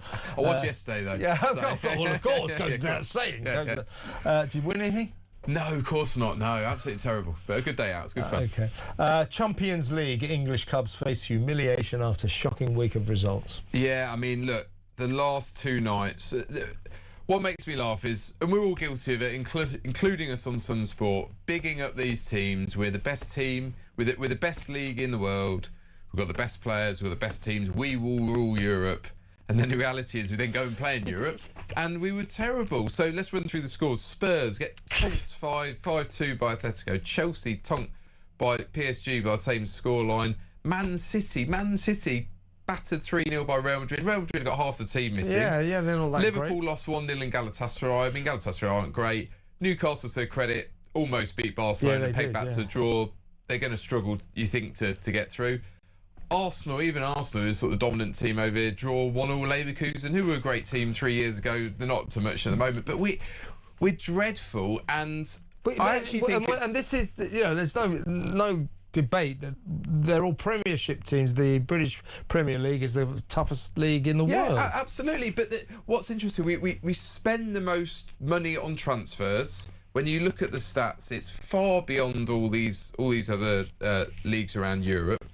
Teams like Bayern Munich almost have the same sort of budget as Burnley do. There's no real excuse to it. Yes, we don't have a winter break, so look, I'll give the Germans that. But actually, over the space of a long season, how much of a difference would that make now in the middle of March? So actually, ask the question: are we as good as we think we are? We're not stepping up to the plate. Listen, we haven't got long. So Neto faces ban for ball boy shove. Yeah, Chelsea winger. So this one's a sort of reminder of Eden Hazard. Do you remember that? I think it was 2013 Carabao Cup semi-final with Swansea. Yeah, shoved over the ball boy. Then he got 3-match ban for that. Pedro Neto basically did the same thing last night. He's trying to speed the game up, get the ball. The ball boy's not maybe quite doing what he wants him to do, but you can't just shove him over. That's not fair game. I didn't see it. Is that what he did? Yeah, he's given him a little shove and gone over. It's just a kid, right? Didn't need VAR for that. It's just a kid, right? Yeah, exactly. It's like they often shove kids around. Exactly. It's not a great look. But a Chelsea player out of anyone should remember the Hazard thing. So look, he's probably going to get a ban. We're not sure whether it'll be the same 3 games Hazard's got, but he'll certainly get banned. So he's a silly boy and thoroughly well deserved. Exactly. Let's talk about Spurs. Well, we just talked about their lamentable display in the Champions League, going down 5-2. There's a season ticket delay because they're not sure how much to charge because they may well be in the Championship. Yeah, well, we should get a few Spurs callers on and ask how much they're willing to pay at the moment because it's probably not much. But yeah, they would normally be this time of around the season, just start getting the renewals out. Right, we need an extra 200 quid for you on top of £1,000 you're already spending. they've actually said, look, we're freezing this. And in the statement, they've actually said they recognise the seriousness, the current league position of our team. So look, they're acknowledging on the record they're in a bit of bother here. Look, if they get relegated to the Championship, which is now looking likely. Oh yeah, I still hasn't think one of the betting companies paid out on relegation already? Yeah, but I still think Spurs will stay up. But they are. I wouldn't have paid out if I was that No. I think there's definitely a couple of other teams that are under a bit of scrutiny as well. West Ham, for example. Exactly. Yeah, you got that one in, Kev. I'm hoping your He's Fulham a West Ham fan. Your Fulham will do us a favour against Forest on Sunday. Well, I hope we do. Yeah. But look, put it this way: long and short of it, I don't think there's a queue of Spurs fans currently lining up to renew their season tickets, and certainly not at Premier League prices if they're going to be in the Championship. Yeah, was it the other day? They all left at half time, didn't they? Yeah. The stadium was empty in a second. Although you know what, if you've got a reduction in it, and you've got a 46 game season, plus if you're in the playoffs, which we discussed last week, that's a 50 game league season. Yeah. You might pound for pound, that's probably decent. But, yeah, well, there you go. Thank you, Mike. Graham Stringer next. Stick around.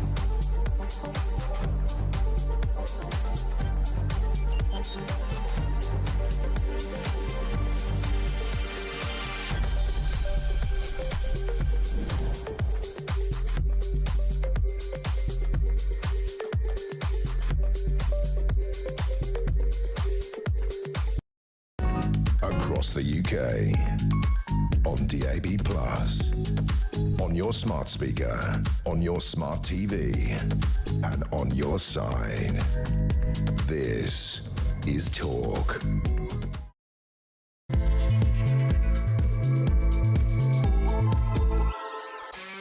Welcome back. Now, the sad fact is when you have a shooting in America, they happen too often, and therefore we don't tend to cover them. But this one today has an anti-Semitic element, potentially, because there's been a shooter attack on a synagogue outside of Detroit. It is the Temple Israel of West Bloomfield Township in Michigan.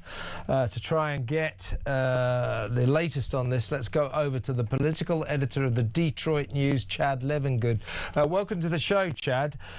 This individual who rammed a truck into the synagogue outside of Detroit and was met by a security guard who opened fire. Has he been arrested? Is he in detention, or is he still at large? There was a message that went out to members of the synagogue that the shooter had been taken down, but the shelter-in-place order has not been lifted because they don't know whether this person had an accomplice or might be working with some other people. So this whole community, this is a very heavily Jewish community in West Bloomfield, in the suburbs of Detroit, northern suburbs of Detroit.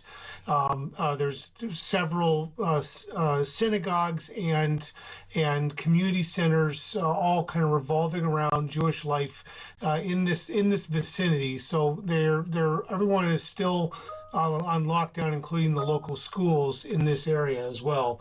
But at this time, there's been no injuries have been confirmed, according to the sheriff in Oakland County. And we're looking at pictures that smoke seems to be billowing from the Temple Israel. So was there some kind of arson attack on it as well? Is that the implication?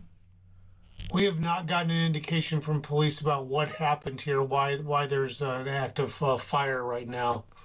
As a journalist, is your suspicion that this could be a religiously motivated attack against Jewish people, an anti-Semitic attack?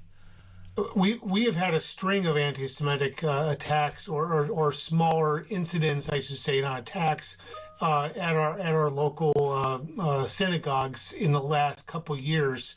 But obviously, with the war in Iran right now and just general anti-Semitism on the rise, both in Europe and in the U.S., this has certainly got a lot of people on edge and not knowing what's motivating this and what's causing it. And obviously this is an unfolding incident as we speak, but we're talking about an attacker. You suggested earlier it may have been more than one. The Sheriff Michael Boucher of the Oakland County force said at least one individual came to the temple. Security saw him and engaged him in gunfire. So there's an indication there that there may have been more than one. But as you said earlier, Chad, we're not sure whether or not anyone is in custody over this, so people may still be at large.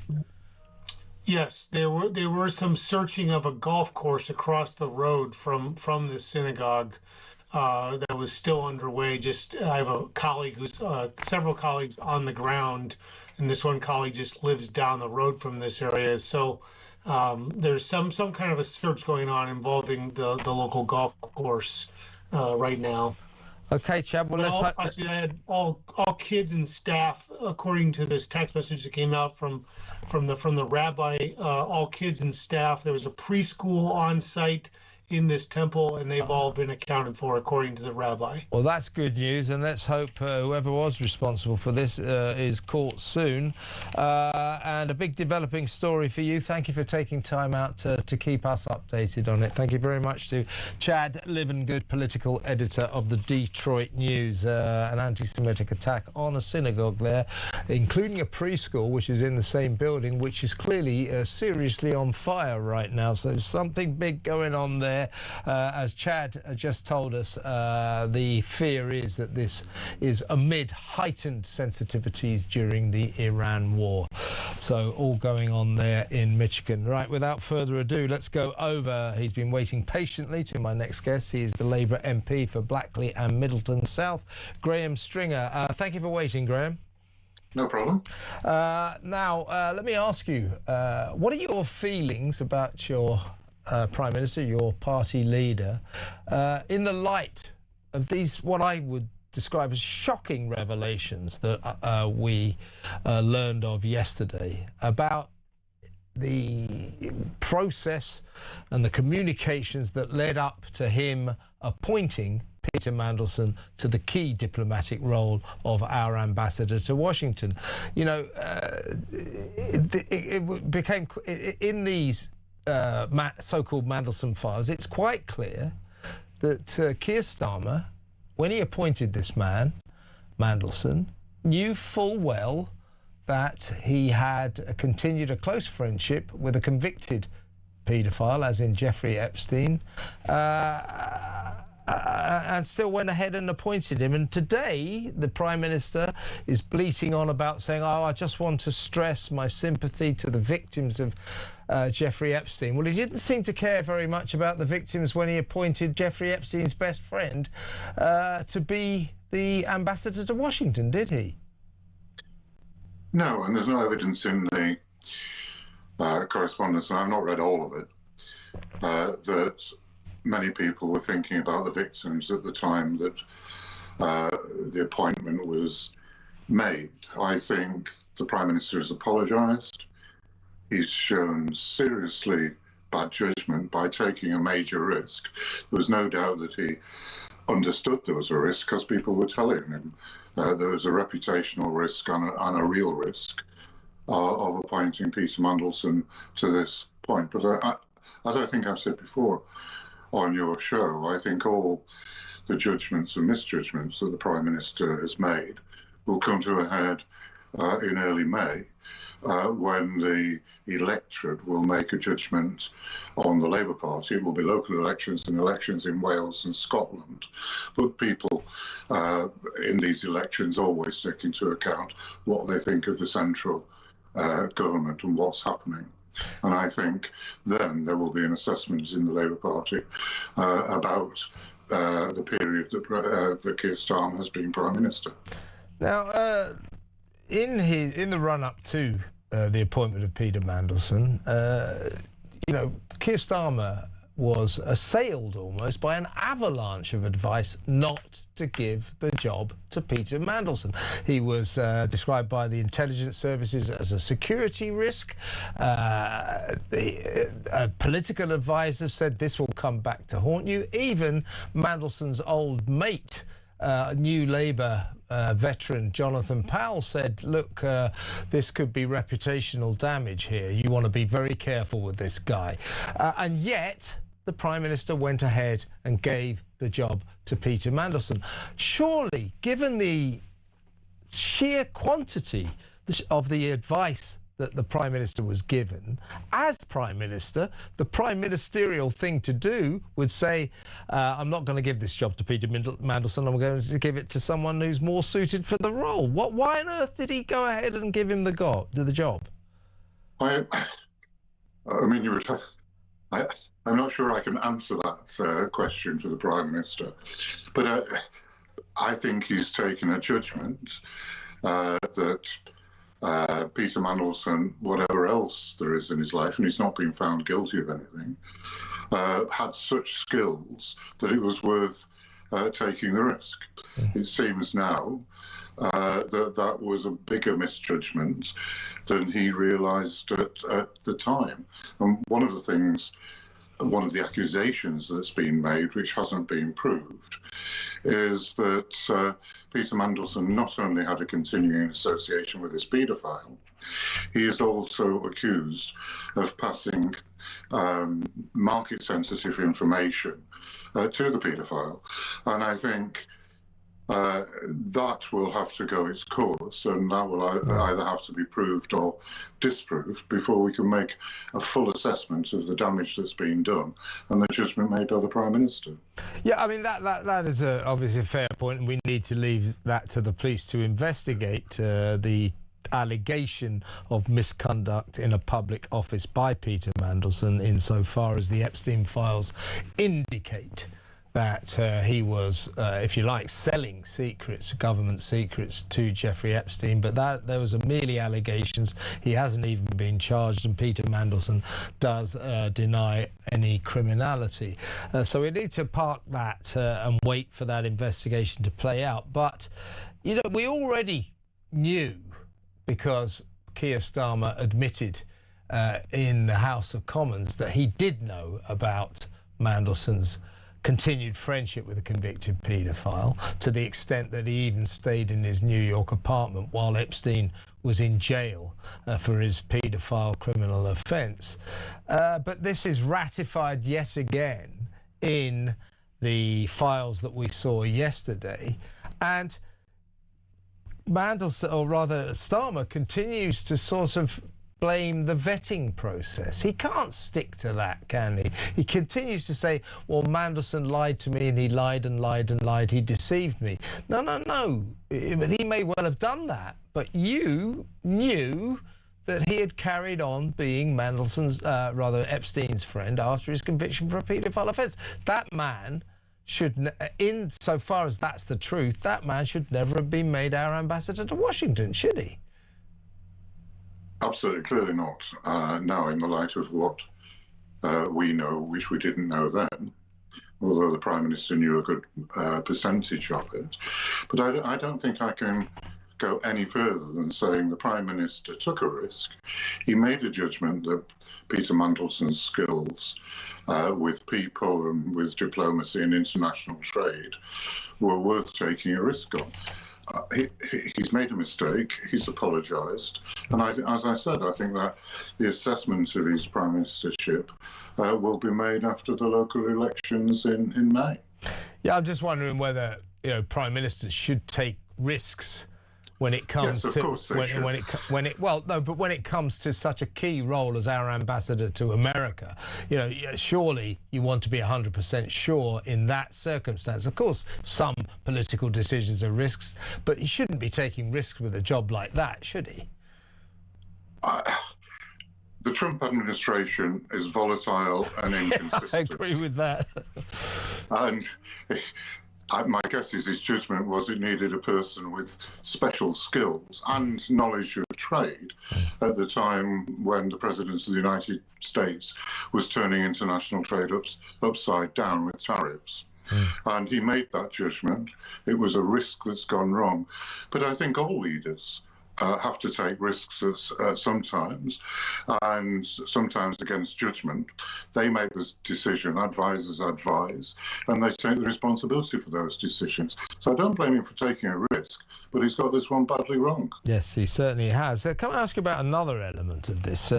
Now, when the truth came out that Peter Mandelson had lied and lied and lied about his extended friendship with Jeffrey Epstein, hence he became untenable as our ambassador in Washington. He was actually offered the chance to sort of resign with dignity, but he refused to do so. So he was actually sacked in disgrace.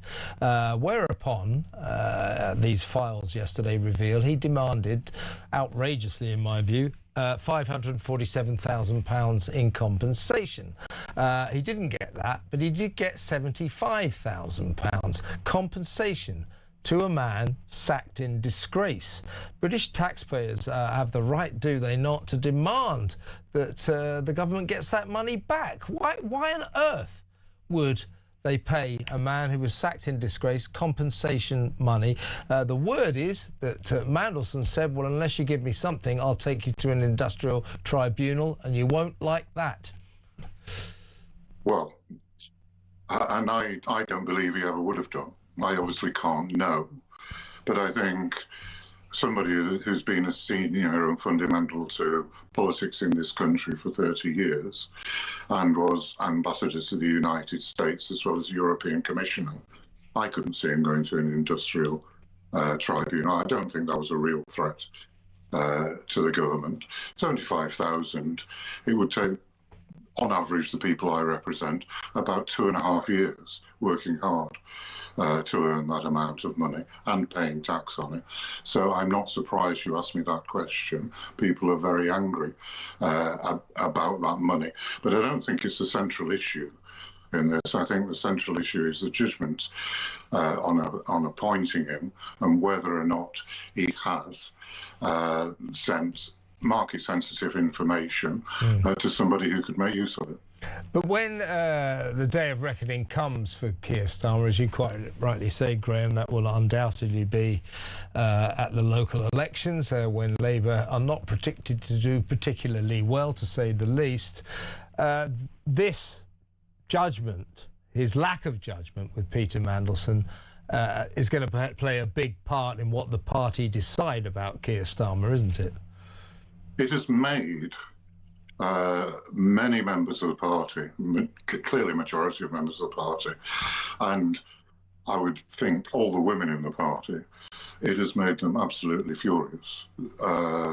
Just in private conversations, people are really angry. So it is going to play a part, you're right.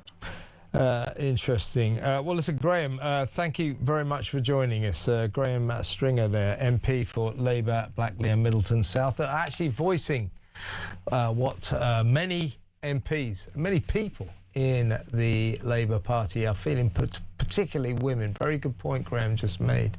It's women who are furious about this because Starmer, in sticking with Mandelson, in giving him this job, showed that just like Mandelson, he didn't really care about the victims of Jeffrey Epstein. He's now saying, oh, my thoughts, my sympathies are with the victims. Well, they weren't when you gave the job to a child sex offender's best friend, Peter Mandelson, were they, Sir Keir? I mean, come on. Let me know what you think, folks. 0344 499 1000. Change of tone when we come back. We're going to go over to the United States of America, to the West Coast, live to Los Angeles, to talk to Kinsey Schofield, host of Kinsey Schofield Unfiltered, about a particularly manic week on Planet Meghan. That next. Stay tuned.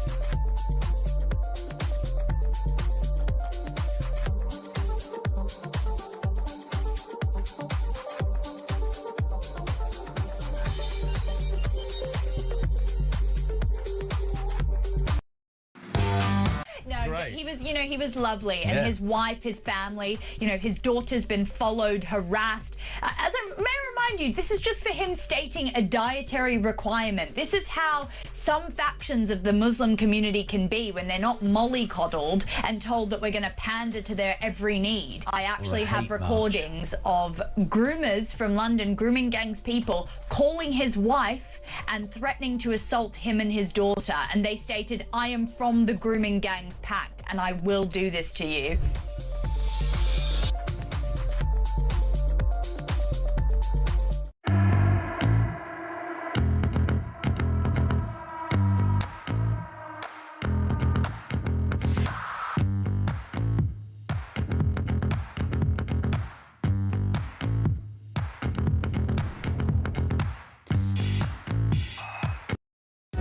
Across the UK, on DAB+, on your smart speaker, on your smart TV, and on your side.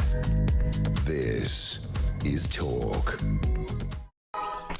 Welcome back. I think we're going to take a call. We're waiting to go over to Los Angeles to talk to Kinsey Schofield. Bit of connection problems, but we'll get her in a minute. Lots to talk about. Meghan's had a hell of a week. She's going to sell herself at a weekend for women, 1,400 quid a head. So you too can have your picture taken, a selfie with the Duchess of Sussex at some hotel in Sydney, where the gruesome twosome Harry and her are going down on one of these weird pretend royal tours to Australia. And in the middle of it, for £1,400, you can go to a Q&A session with the Meghan Duchess of Sussex, and you can have your picture taken. Actually, I think it costs extra if you want a picture. Yeah, no, I think it comes out at it's at £1,400 for what they're saying, for a conversation with Meghan Markle. Have you ever heard her speak? All that California claptrap gobbledygook she comes up with, psychobabble. I'd pay £1,400 not to have a conversation with the Duchess of Sussex. But let's take a quick call. Oh, well, it's from Sussex. Funnily enough, it's Peter. Hello, Peter. Hello, Kevin. I just had a conversation with Mr. Slinger. Yeah. I'll tell you what, I can crush a grape. I was absolutely livid, honestly. I remember... What made you livid? I mean, I would say, Peter, as a caveat, that I think Graham Stringer is one of the good guys of the Labour Party. He tells it like it is. He's not worried. True, but I remember these MPs when Boris was in charge. Now, I know there's a lot of water under the bridge since Boris gone, but they hounded him for a piece of cake, and obviously that Pincher guy, right? And Starmer, I mean, the hypocrisy about him saying, you must resign. And then even his own MPs, Tory MPs, were silent and not backing him. Yeah. And now, how many lies has Starmer got to do for him to go? Everyone keeps saying, he's in some trouble. He's in some trouble, Peter, because he stands accused of, because he told the House of Commons that full due process had been followed in the appointment of Peter Mandelson, and it clearly wasn't. And he stands accused of lying to the House of Commons. That's a very serious offence. So Kemi Badenoch, this doesn't often happen. This is the leader of the opposition, obviously. He's just saying that he's lied through his teeth throughout this. This is extraordinary. Boris Johnson, he suffered a downfall, but it looks like Keir Starmer's going to suffer one too. That's politics, isn't it? Yes, Kevin, as you saw, I remember the drip every day, the attack by the media. Paul Brand from ITV hounded Boris every single day of the week for weeks and months. ITV, BBC, Sky. Yeah, well, I'll tell you what, I would hound Boris Johnson for his net zero for all that net zero claptrap he kept going on about. I mean, he wasn't a Tory, he was a Lib Dem. Yeah, but Kevin, we've got to have fairness. Well, I mean, I agree with that, Peter. Boris Johnson suffered a terrible downfall. It looks pretty certain. It looks pretty certain Keir Starmer will as well. Why the media, and I mean BBC, it's only You Talk and one other station, GB News, are actually pursuing this. ITV, Sky, BBC, Channel 4, they're silent on this, absolutely dead silent. Well, I don't think they were silent on yesterday's revelations. But I do take your point. I absolutely agree with you. The mainstream media, if you like, the BBC, ITV, Channel 4, are pretty feeble when it comes to challenging Labour, and they should raise their game. I agree with you. Peter, thank you. Good call. I've got to move on, though, mate. Please call me again. Peter in Sussex there. I think Kinsey is now ready. Let's go over to Kinsey Schofield, the host of Kinsey Schofield Unfiltered. How are you, Kins? Kev, I'm just getting ready for this Australia trip. I mean, what a thrill. What Meghan Markle for how many days? Three. Roasting marshmallows around the campfire for $3,000 a ticket. And then we've got Prince Harry talking to Australians about mental health in the workplace. Oh God, is he going on about that again? The same man that's run through over 20 employees in the last 6 years, the Sussex Survivors Club. I'd rather hear from the Sussex Survivors Club about mental health in the workplace. Yeah, because one of their employees had to go into therapy. They were so traumatized by working for the gruesome twosome, particularly Meghan. But yeah, let's talk about that. Next month, the Sussexes are doing another one of their weird pretend royal tours. They've done so far Nigeria, Colombia and Jordan. Now they're off to Australia. They're going to pretend to be the king and queen as they do this fake royal tour. Very bizarre. And in the middle of it, the Duchess of Sussex, Meghan, is going to nip over to a hotel there, the Intercontinental Sydney Coogee Beach luxury retreat for 3 days, a girls' weekend like no others. Only women can go. They're going to be charged $1,900, $1,400 each, but for a special 2,300 VIP ticket, you can get your photo taken with Meghan as well. Has it come to this that, frankly, excuse my French, but the Duchess of Sussex is just selling her ass, isn't she? To make, and we think, we think that well, it's what it is. She's selling herself for cash for access, and we estimate she's going to make about $100,000, 70,000 quid or something. Good money for most of us over a weekend, but you know, it's not that much, is it? This is an indication, I think, of desperate financial straits on the part of the Duke and Duchess of Sussex, isn't it? Well, let me give you another example to further solidify your theory. It's Marcus Anderson, Meghan's bestie from Soho House, that makes the call to the organizers in Australia and says, what do you think about having Meghan Markle come over there?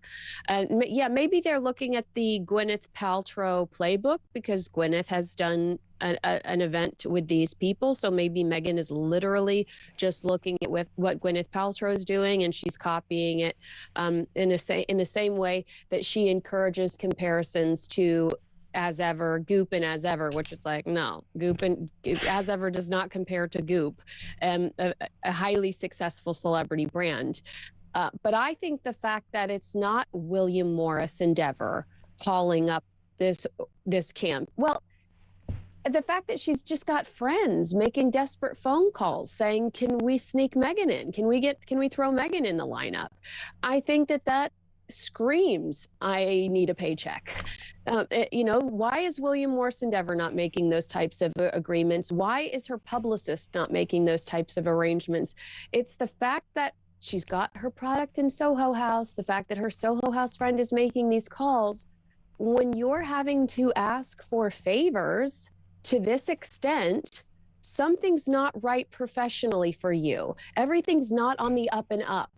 No, exactly right. Well, this weekend is the brainchild, apparently, of two Australian podcasters called Gemma O'Neill and Jackie O. Henderson. They are hosts of the hit podcast in Australia. It's called Her Best Life. This weekend sounds amazing. If you're a masochist. Yeah, no. It sounds amazing. There's going to be a fireside Q&A session with Meghan. There's going to be a... Wait, what would you ask Meghan Markle if you could raise your hand and ask her something during the fireside chat? Would you like me to lend you any money, Your Majesty? Because I think the answer might be yes.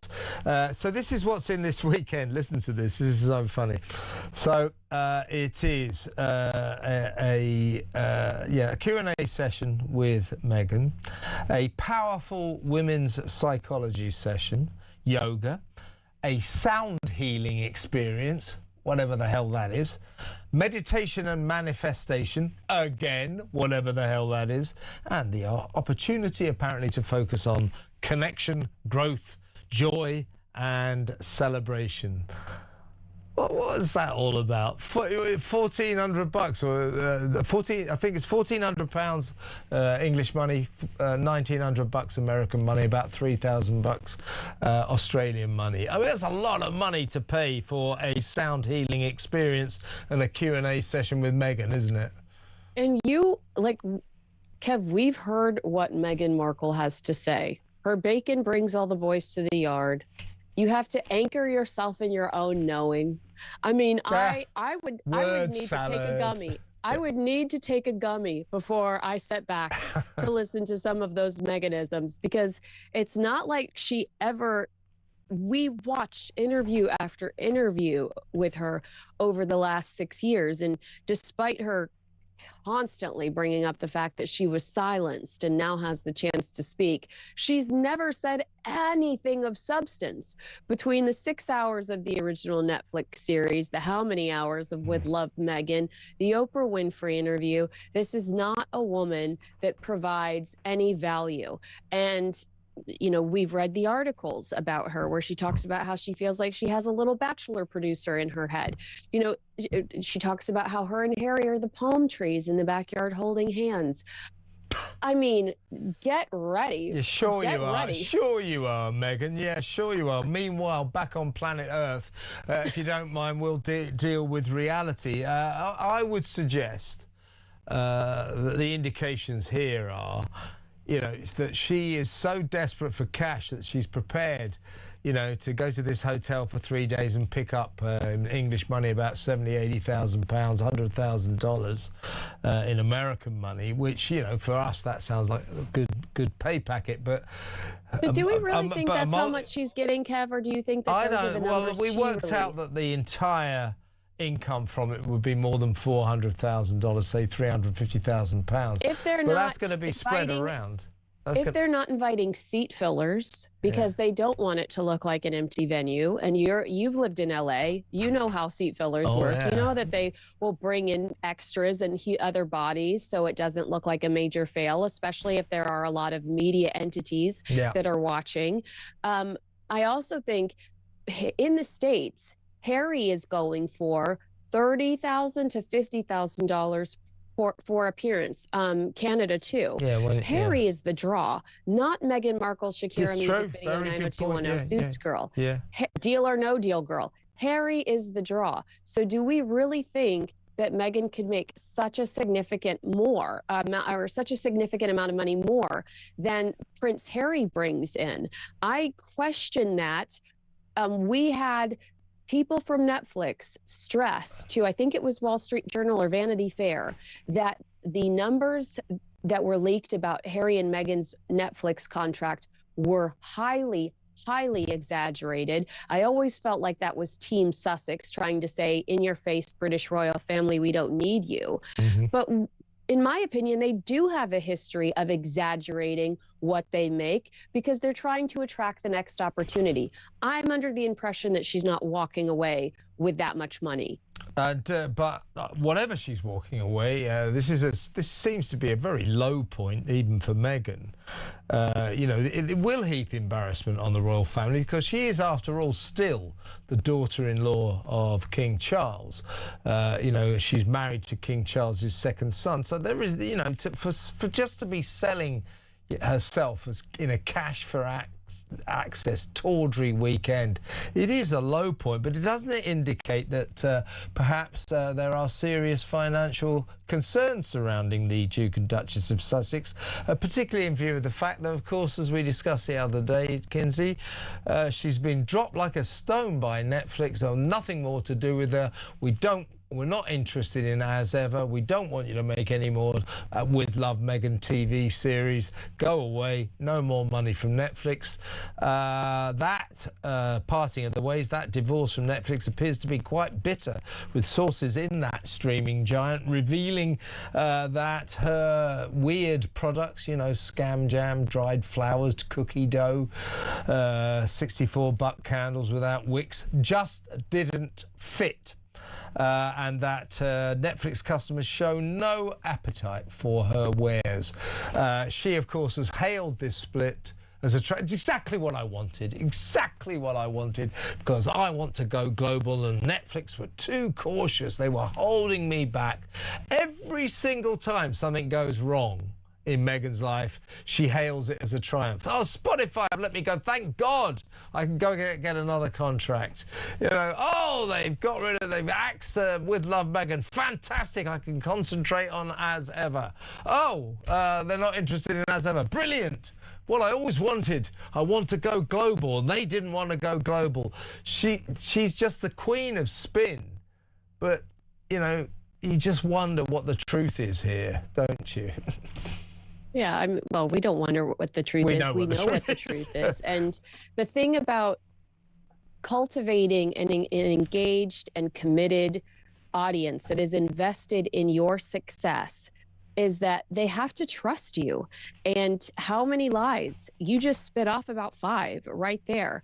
How many times can Harry and Meghan, in my opinion, lie to the public about what's going on, whether it's getting married a few days earlier than the world watched them get married, or whether what the relationship currently is with Spotify, the big glorious send-off where they say, we mutually agreed to part ways, and then you have Bill Simmons go, grifters. Effing grifters, yeah. Yeah, like, I mean, I think that Meghan has a real issue when it comes to her, her audience's trust. Now, there are some diehards that will believe everything she says. Now, those are not the people you want driving. Yeah, both of them, right? Yeah, but I do think that you risk you losing your audience when you continue to have a dishonest narrative. I think that, as ever, it certainly isn't going to last forever. I don't think it's going to last very much longer at all. So we will watch this space with fascination. Kinsey, it's fantastic to talk to you. Have a lovely weekend. We'll talk again on Monday. That's Kinsey Schofield there, host of Kinsey Schofield Unfiltered. When we come back, let's find out what's going to be in the pages of Britain's favourite newspaper, The Sun. That's next. Stay tuned.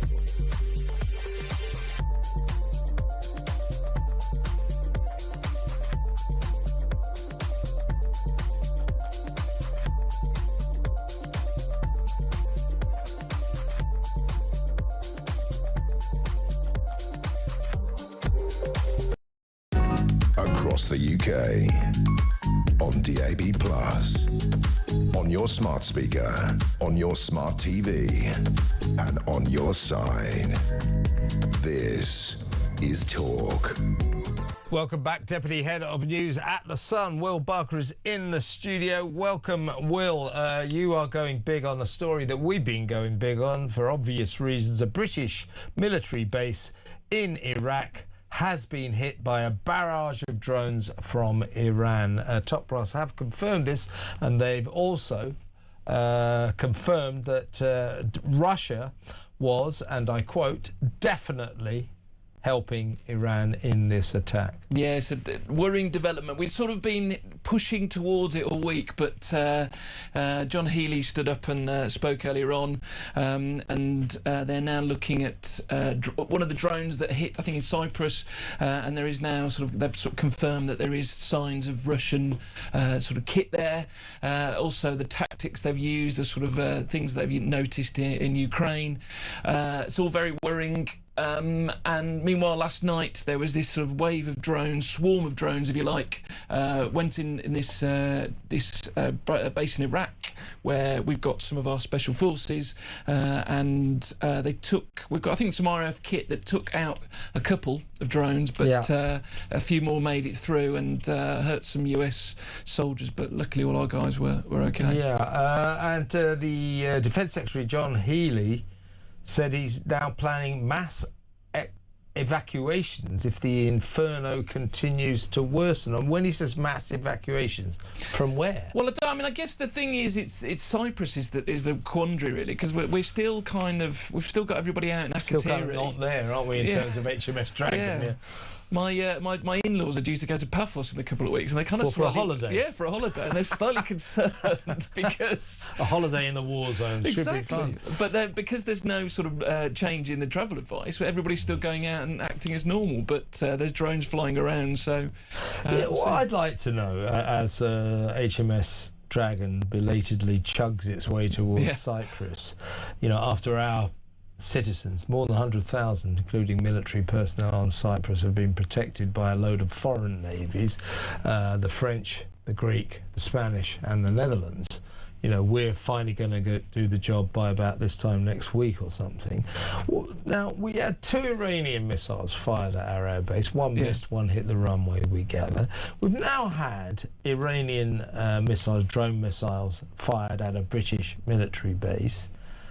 Are we now a country that just doesn't do anything about that? We allow an enemy state to fire missiles, to bomb us, and we do nothing? It's outrageous, I think. It's this Keir sitting on his hands thing, isn't it, really, at the moment? We're just, we're not really getting involved, are we? I mean, it's all very well for John Healey to say he's planning mass evacuations if this inferno continues. Well, what is he planning to do? We can't, we can't just say it's not our war if they keep firing missiles at us. Yeah. It's just outrageous. It really is. Also, the Ayatollah, don't become, if you've fancy a career as an Iranian Ayatollah, I don't advise it. It's certainly a job for life. The trouble is your life won't be very long. So the older Ayatollah got killed in the very first air raids when they blew up his compound in Tehran. His son has clearly been hit subsequent to that, and less than a week after he got the top gig, old Khamenei, he apparently is in a coma and has lost a leg, which means that since this war started, he's lost, let's get this right, he's lost a father, a wife, a mother, a sister, and a leg. and some of his stomach apparently is in a bit of a bad. It's not going well for him. It really isn't going well. But this is a very curious case. I mean, we've dubbed him the Ghost Ayatollah because Nick Parker has had some sources out there, and we understand he's lying in this coma in Iran, in Tehran. We know where, we know when, and all this kind of stuff. But then, bizarrely, the telly stood up today and they announced they released a statement. Written statement. Well, he wrote it from within the confines of his coma. Very peculiar. Take that with a pinch of salt. I mean, the thing is that he may well die. I had an Iranian guy on my show the other day, and he said he thought he was already dead. It could well be the case. You never know in Iran. But the idea that 2 Ayatollahs in a couple of weeks mean that the Iranian regime is over, I'm afraid is for the birds. They'll come up with someone else, and they'll keep going. Worrying indeed. Sick Note UK, tell us about that. Well, this is maybe something the Ayatollah needs. He needs to take a sick note into work because very sick. But in the UK, it's actually the BBC carried out a survey of a load of GPs and discovered that now they hand out these kind of sick notes like confetti. They're just throwing them all around, and 72% revealed that they haven't turned one down. Then they say yes every time. Every time. As soon as someone says, "Can you give me a sick note?" Yeah, go in. I'm feeling a bit this, a bit that. This is the hidden secret about what goes on with GPs. It's just easy for them, isn't it? Sign here, go on, get out of here. Yeah, exactly. That's what's going on. So yes. Thousands of people being signed off by GPs who don't even really check whether they're really sick. Bit of a problem there, folks. Now, I like this story. Jurassic Park is an absolute must-see. It's the dog's favourite film. Exactly. This is another very serious study. Exactly. By Rover.com, who've looked into what's a dog's favourite film, and they've looked at various things, and they've come up with Jurassic Park. Or Jurassic Bark, as we've called it, and it seems to be that if your dog wags its tail while watching it, it's like basically a thumbs up, 5 stars from your dog. I used to have a dog, right, when we were in Los Angeles, when I lived there. Actually, we brought her back with us as well. It cost a lot of money. Quarantine. I don't advise it for the sake of your wallets. But her name was Stan, girl's name, boy's name for a girl dog. I'm a big golf fan, and she was transfixed by golf. Oh, right. So my wife would often come home and find me looking at the golf and the dog like that. So yeah, dogs are weird with TV. Yeah. No, I've got a dog. They're just suddenly. Their attention is caught by the television, but you're saying when it comes to Jurassic Park, they're there from the start until the finish. Absolutely. And big Spielberg fans. And 101 Dalmatians is a top one as well. Yeah, well, I suppose it would be. Yeah, exactly. Yeah. Feel-good film. Will Barker, Deputy Head of News at The Sun, with all the stories that will be in the paper tomorrow. Sounds like a bumper issue. Go out and buy it. Thank you very much, Will. Next up, we'll just finish the show with some calls from you. 03444 991,000. I'll read some messages and maybe some WhatsApp voice notes as well. So, get on the blower. Let's talk. It's good to talk on Talk. That next. Stick around.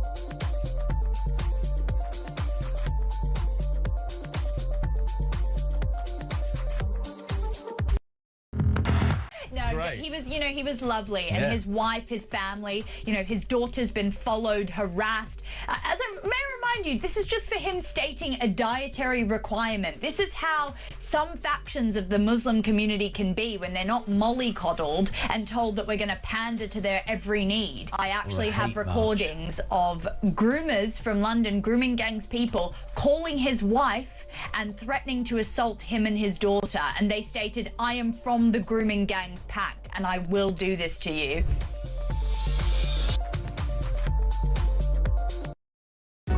Across the UK, on DAB+, on your smart speaker, on your smart TV, and on your side. This is Talk. Welcome back, Peter Cardwell.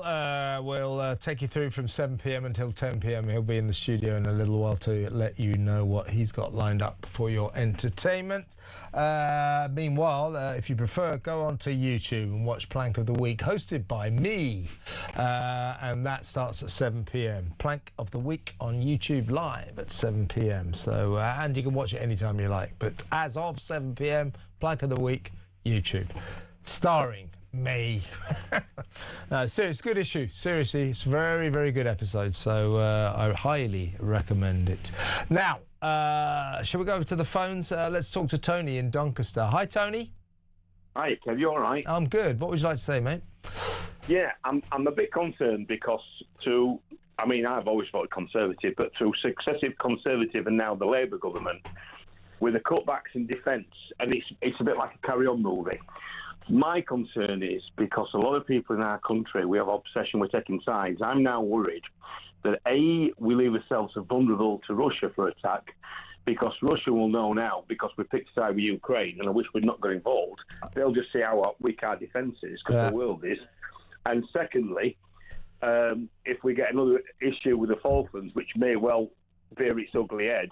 Yeah, you're right. You're right. I mean, there's a lot of people watching what's going on in the Middle East and how weak Britain has proved itself to be that may take advantage of this, particularly Argentina and the Falklands. In terms of America, China's having a close look at Taiwan, and Putin's having the time of his life in Ukraine, while America and Europe are otherwise engaged in the Middle East. So you're absolutely right, Tony.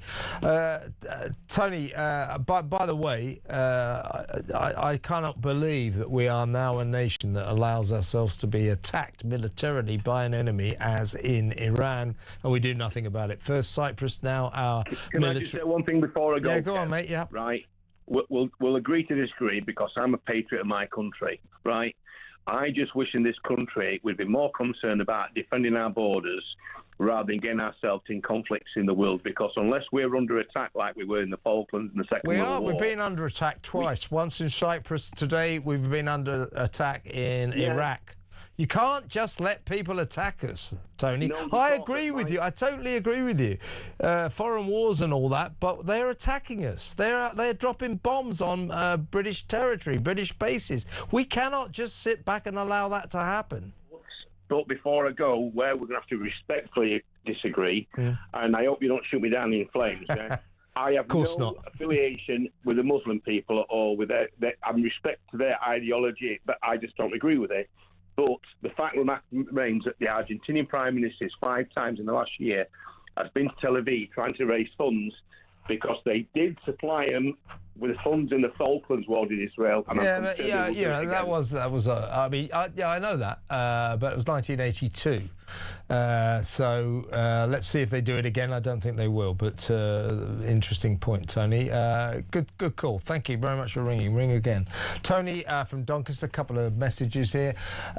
This is from Dorian in Dover. I used to live in Dover once when I was a kid. Good afternoon. Pop fact for you. Good afternoon. Why hasn't the Speaker recalled Starmer to Parliament for lying to Parliament, which I believe he has done, and I believe is a serious offence? Good question. What else have we got here? Kevin, if Mandelson threatened he would go public if he didn't get the money, isn't that obtaining money with menaces? That's from Jenny in Bicester, that's it, I got that right. There's a big shopping mall there, isn't there? Yeah, good point, Jenny, very good point. This is about non-hate crime instances from Alex. How exactly a non-crime hate crime can be an actual thing in the first 3 letters are all you need to know. Non. Exactly right. It is not a crime, and if it's not a crime, it is nothing to do with the police. End of. Non-crime hate incidents are just a bit sinister, and they're a waste of police time, and they're an imposition on our freedom. They've got to end. Let's quickly talk to Ian in Bridgend. Hello, Ian. Hiya, Kevin. The only point I want to make was, where's Harriet Harman and her kangaroo court that was all over Boris when he told fibs? Nothing with Starmer. The only thing here in Wales we're looking forward to is the opportunity to finally put the boot into Starmer come the Senate election. Yeah, you lot better. You better. I mean, I don't know whether you're a Reform supporter, but Reform are tipped. Oh, definitely. Yeah, good. Well, the Reform are tipped to do very well in your fine nation. I mean, I know what you mean, that Boris Johnson was sort of hounded out of office due to mistakes he made, to be fair. But don't worry about Starmer. He is in the process of being hounded out of office, quite rightly. He thoroughly deserves it. Indeed. So nothing too much to worry about. Ian, good call. Thank you very much. Ian in Bridgend. Shall we quickly talk to Janice in Essex? Hello, Janice. Yeah, Kevin. Nice to talk to you again. Always a pleasure. What would you like to say? I'd really like to say, all the countries I've been to, not as many as I've liked, but the one country I've ever been to where it doesn't matter what colour, creed, religion you are, Israel. Israel, yeah, exactly right. It is the only one. It's the only democracy in the Middle East. It is a haven of democracy, and it is also a haven of tolerance, which isn't in big supply in that region. Yeah, that's a good point, Janice. That's a very good point. What are your feelings about the fact we've been... There. Huh? Everyone go there when it calms down, because you'll all be welcome. Yeah, no, I want to go. I've never been to Israel. Oh, you've never been? I'm going to go. Well, I'm going to go. I was respectful. I didn't go to the Wailing Wall. I stood back because I was being respectful, because that is their very religious place. Quite right. And I stood back and I watched, and I found it a magical place. Well, look, thanks for the recommendation, Janice, but I already had it on my wish list, so I'm going to go. Thank you for a great call, Janice. Janice in Essex there, and Peter Carball's in the studio. Hello, mate. Hi, you should definitely go. It is really good. Yeah, oh, God. That's why he does a great joke every time he comes in. He's here all week, unfortunately. Well, that's it. So what do you got tonight, mate? Well, another pun, but this time it's much more serious. Facebook has boobed. There's an air ambulance charity that has put out an ad on Facebook basically saying, on International Women's Day, women are different from men when you want to do CPR. CPR is really important, especially if people are in and they've done a picture of a mannequin with breasts, because it's a woman. Right, yeah. Facebook's taking it down because it's offensive content, apparently. A mannequin. So we're talking to the chief executive of that a little bit later on. We'll get the latest on what's happened in Michigan and see what's happened there. We'll talk about Peter Mandelson, his big development coming at 8 o'clock that we'll talk about as well. Do you know what it might be? I do know what it is, but I can't say because it's embargoed. Come on, give us a little hint. Let's just say there'll be another attempt at a form of